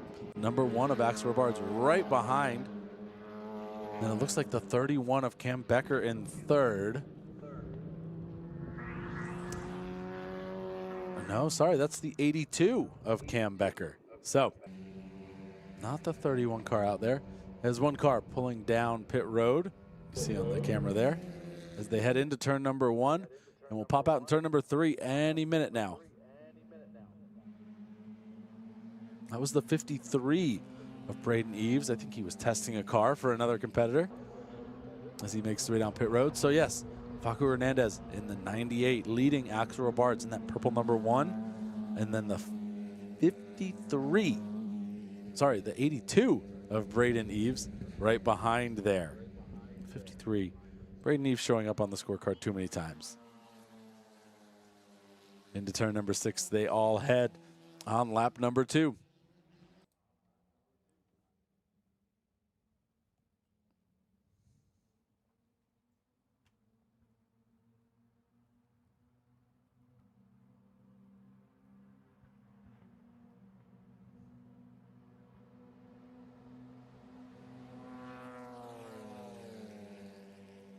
Down the backstretch they go, heading into the braking zone for turn number 10. Hernandez and Robards still nose to tail through turns 10A and B. Over the hill for turn 11. Down the hill, turn number 12. Making their way to start finish. There they go. This is another 15-lap race. So we're watching it now. Robards to the inside, looking to make a pass, and he's going to go through at turn number 1. So a new leader, Robards, taking over as they head up into turn number 3. Side-by-side action still between Hernandez and Robards. Working their way down the hill. Maybe a little sprinkle on the camera there. We'll see. May just be some dust passing through.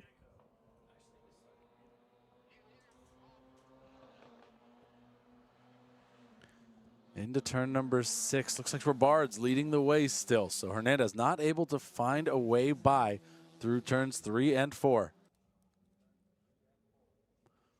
Yep, sure does look like a sprinkle is coming down. We'll see how these drivers play it. Now, these tires have had a couple of laps to heat up. And if there's no standing water, a racing slick, while hot, is a really good tire on these damp surfaces. So when you get that standing water, You need a groove tire to push that water away and allow grip. So a light rain like this, not the end of the world for these cars that are on racing slicks still. And there it is. Hernandez going to move back up the inside, and he's going to take the lead from Axel Robards. Heading down the hill, here they come. Turn number 12, nose to tail still.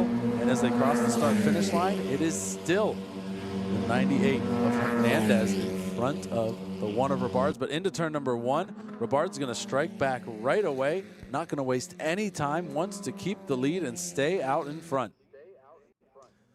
Looking up at turns 3 and 4 here as they go down towards the S's. It's Robards back out in front, heading down the hill. Look at those S's, the rain falling lightly. This rate, not a problem yet, but we'll keep you updated if it gets any heavier. As they make their way down towards turn number 6. Side-by-side action.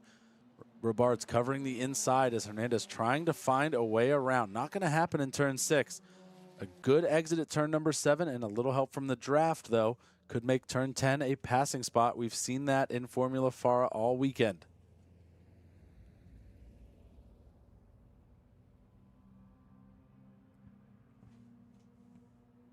Here they come through the chain link fence there. We can see it is still Robards out in front. Hernandez not able to find a way. They're going to go nose to tail through turn 10.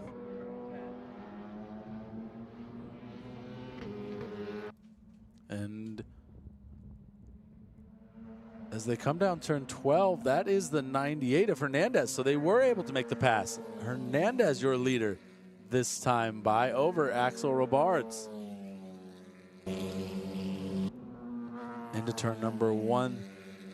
Nose to tail, no side-by-side action this time like we saw last time. So as they poke out in turn number 3, we'll see any mistakes. No, continuing to stay Hernandez and Robards.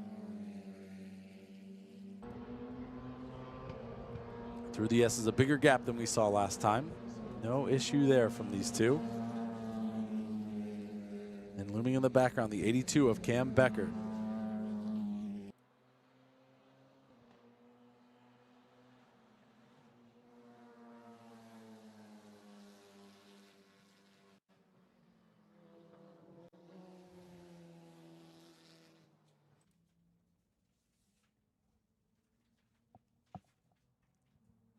Rain does not seem to be increasing, but lap times are showing that the drivers are using a little more caution. Their best laps of the race in the high 31s. Last time by 33.2 and 33.4 for your front 2 cars. So they certainly are taking a little extra care to make sure that if there is some slick spots on track, it does not affect them. But nose to tail through turns 10, A and B. Over the hill, here they come.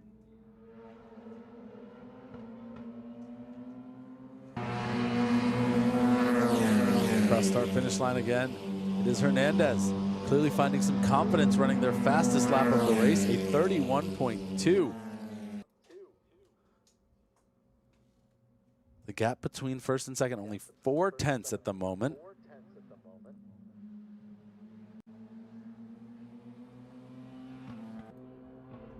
And that is what 4 tenths looks like through the S's here at Michelin Raceway, Road Atlanta. About 2 car lengths.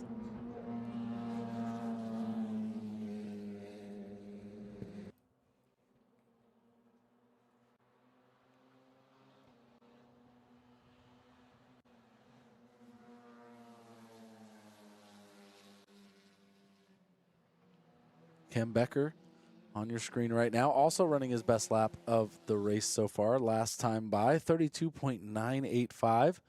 Currently shown 6.3 seconds back from our leader. But with these changing conditions, clouds still looming overhead, there is the opportunity if one of them makes a mistake, Cam Becker can move his way up the podium a little bit more. 10 A and B again, nose to tail, not close enough to make a pass.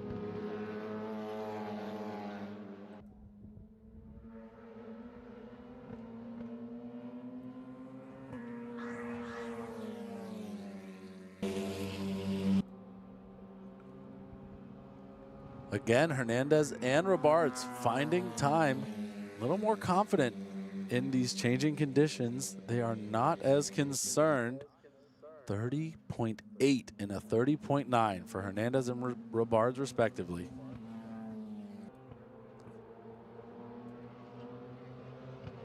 Gap is still under half a second here. And we have 8 laps to go. Working lap number 7 of this 15-lap race.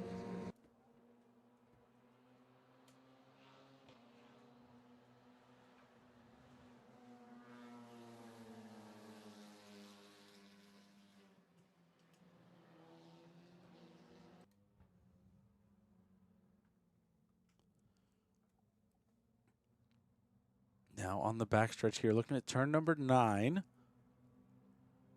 Waiting for Hernandez and Robards to come into frame. There they are.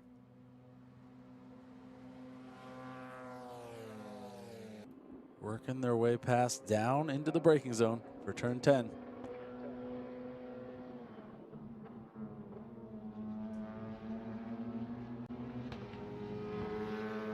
Through A and B cleanly, up the hill and down it. Turn number 12.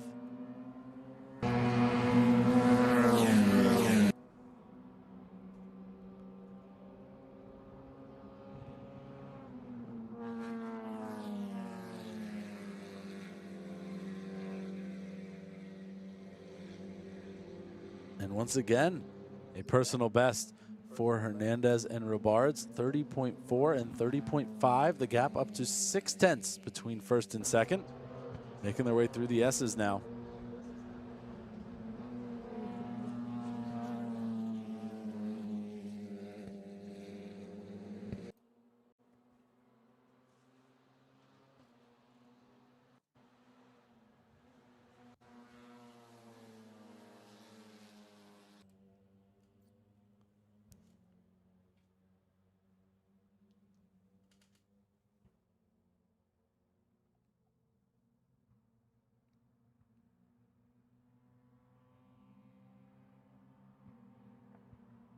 And here they are in turn number 9. Once again, working lap number 8. Coming down the hill.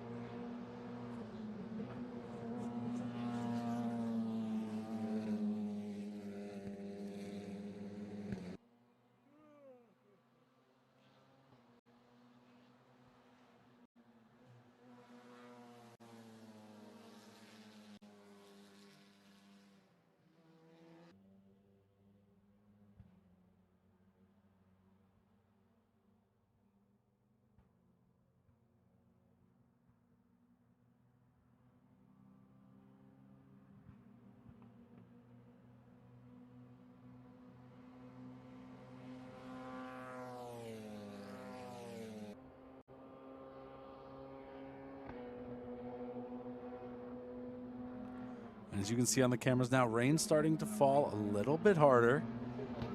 As of right now, no standing water on the track, even some dry spots still. So we'll see who is going to be the bravest, working their way around Michelin Raceway Road Atlanta in these slowly more and more damp conditions than when this race started.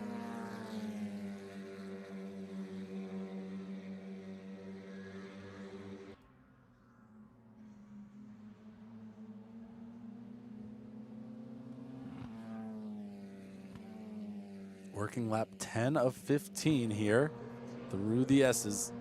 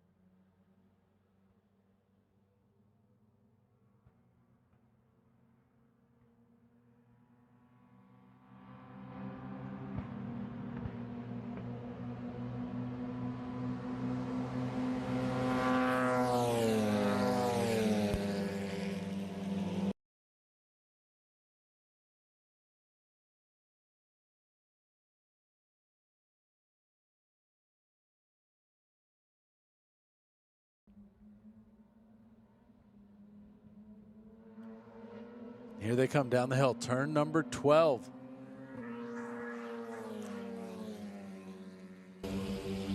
On to the front straightaway. Rain falling a little bit harder now.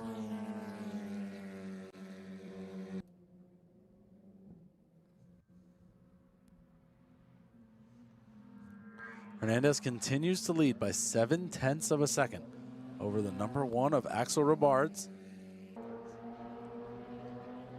And there's a great shot of how much that rain is starting to come down for these drivers. Definitely slowing their pace a bit here. Last time by a 1:33.9 compared to a session best 1:30.4 for Facu Hernandez. And there's the spray starting to come up in turn 6. Definitely getting slippery out there. Let's see who's going to be able to master this track in these conditions.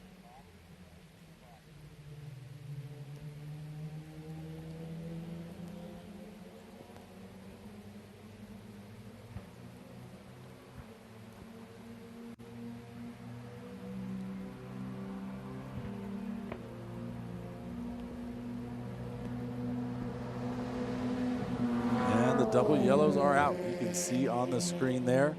Caution flags are out. So we will be taking a full course caution here. We will see what that does for the race, if they're just going to bring the cars in for safety's sake, or if there is a car that they need to retrieve. I see all 3 cars running, so may just be for the safety of our drivers. And there's a checker. The checker is out. So, Axel Robards crossed the line first, but I don't know if that's going to count. The yellows came out and Facu Hernandez was still in first when that happened, but Axel Robards did get to start finish first on that last lap. By my counts, it's going to be a win for Hernandez. I believe as soon as the yellows came out, that is when the field got locked. So we will see. Try to give you an update during the next session just to let you know if they put out any official results. But that is how things shake out. My estimations here in the booth, the number 98 is going to take the win over Axel Robards in the number 1. And then the 82 of Cam Becker will be 3rd. And the 53 of Braden Eves, made 1 lap, will finish 4th. All right, stay tuned. Coming up next is our CRS Collegiate Racing Series Enduro and race number 3. As the rain is really starting to fall, it's going to make for an interesting race coming up. Don't go anywhere. You're not going to want to miss this. We'll see you soon.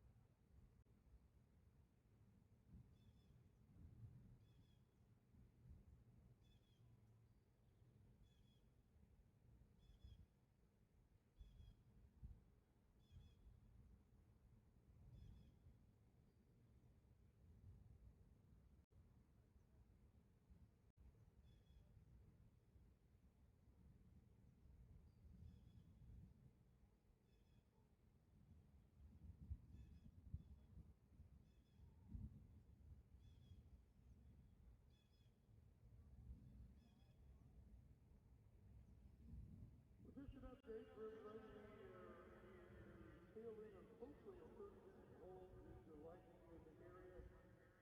We have shut down the infill sound system and we'll probably leave it down for the rest of the day.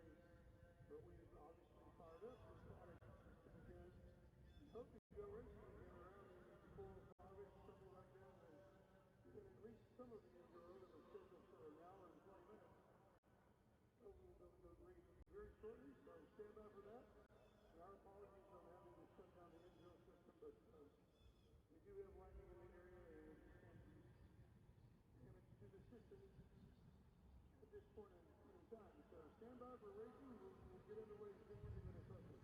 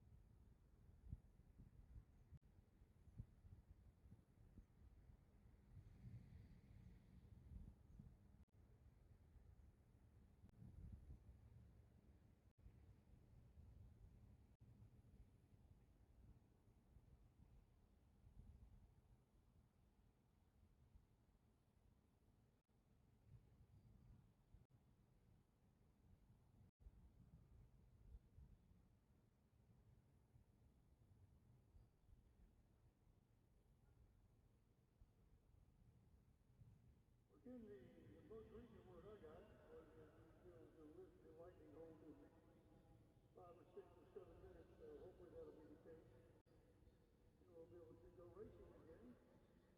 Once we have a little more information, we'll give it to you. And over at some point, we'll go green with the final race of the weekend. College Racing Series is good. So we're going to try to run the full hour and 20 minutes, or that would be shortened at some point. But we'll give you some information as soon as we get it. In the meantime, stand by for more racing here at the FARA Atlanta 200 at Road Atlanta.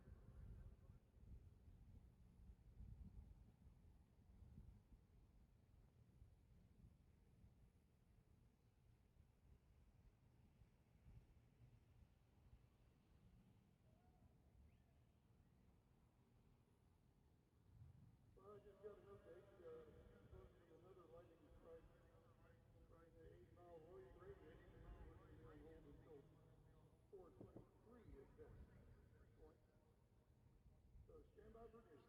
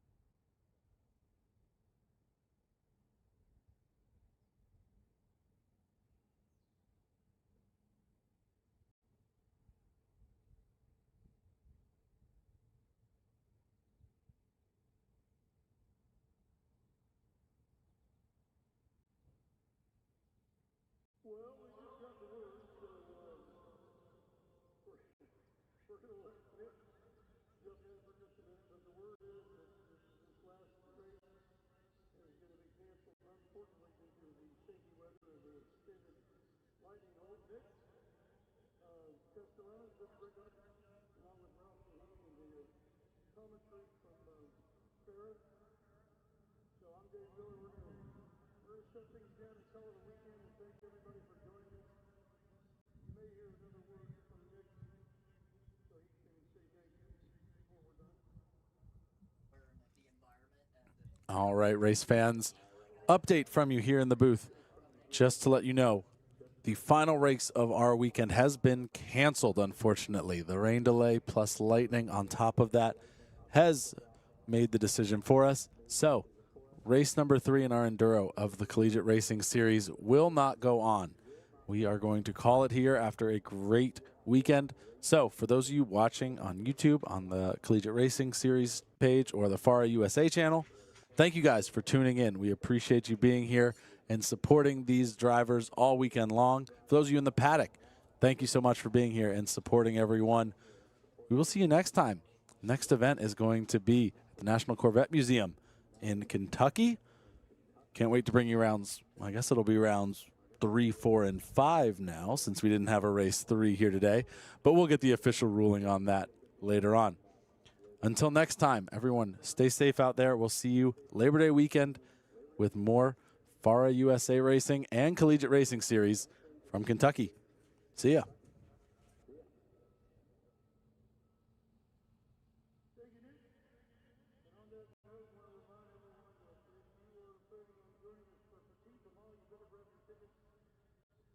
Real soon, because we anticipate Petite Le Mans 2026 selling out.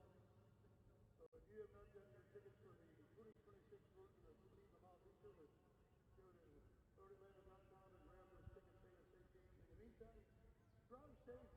Hope we'll see you here.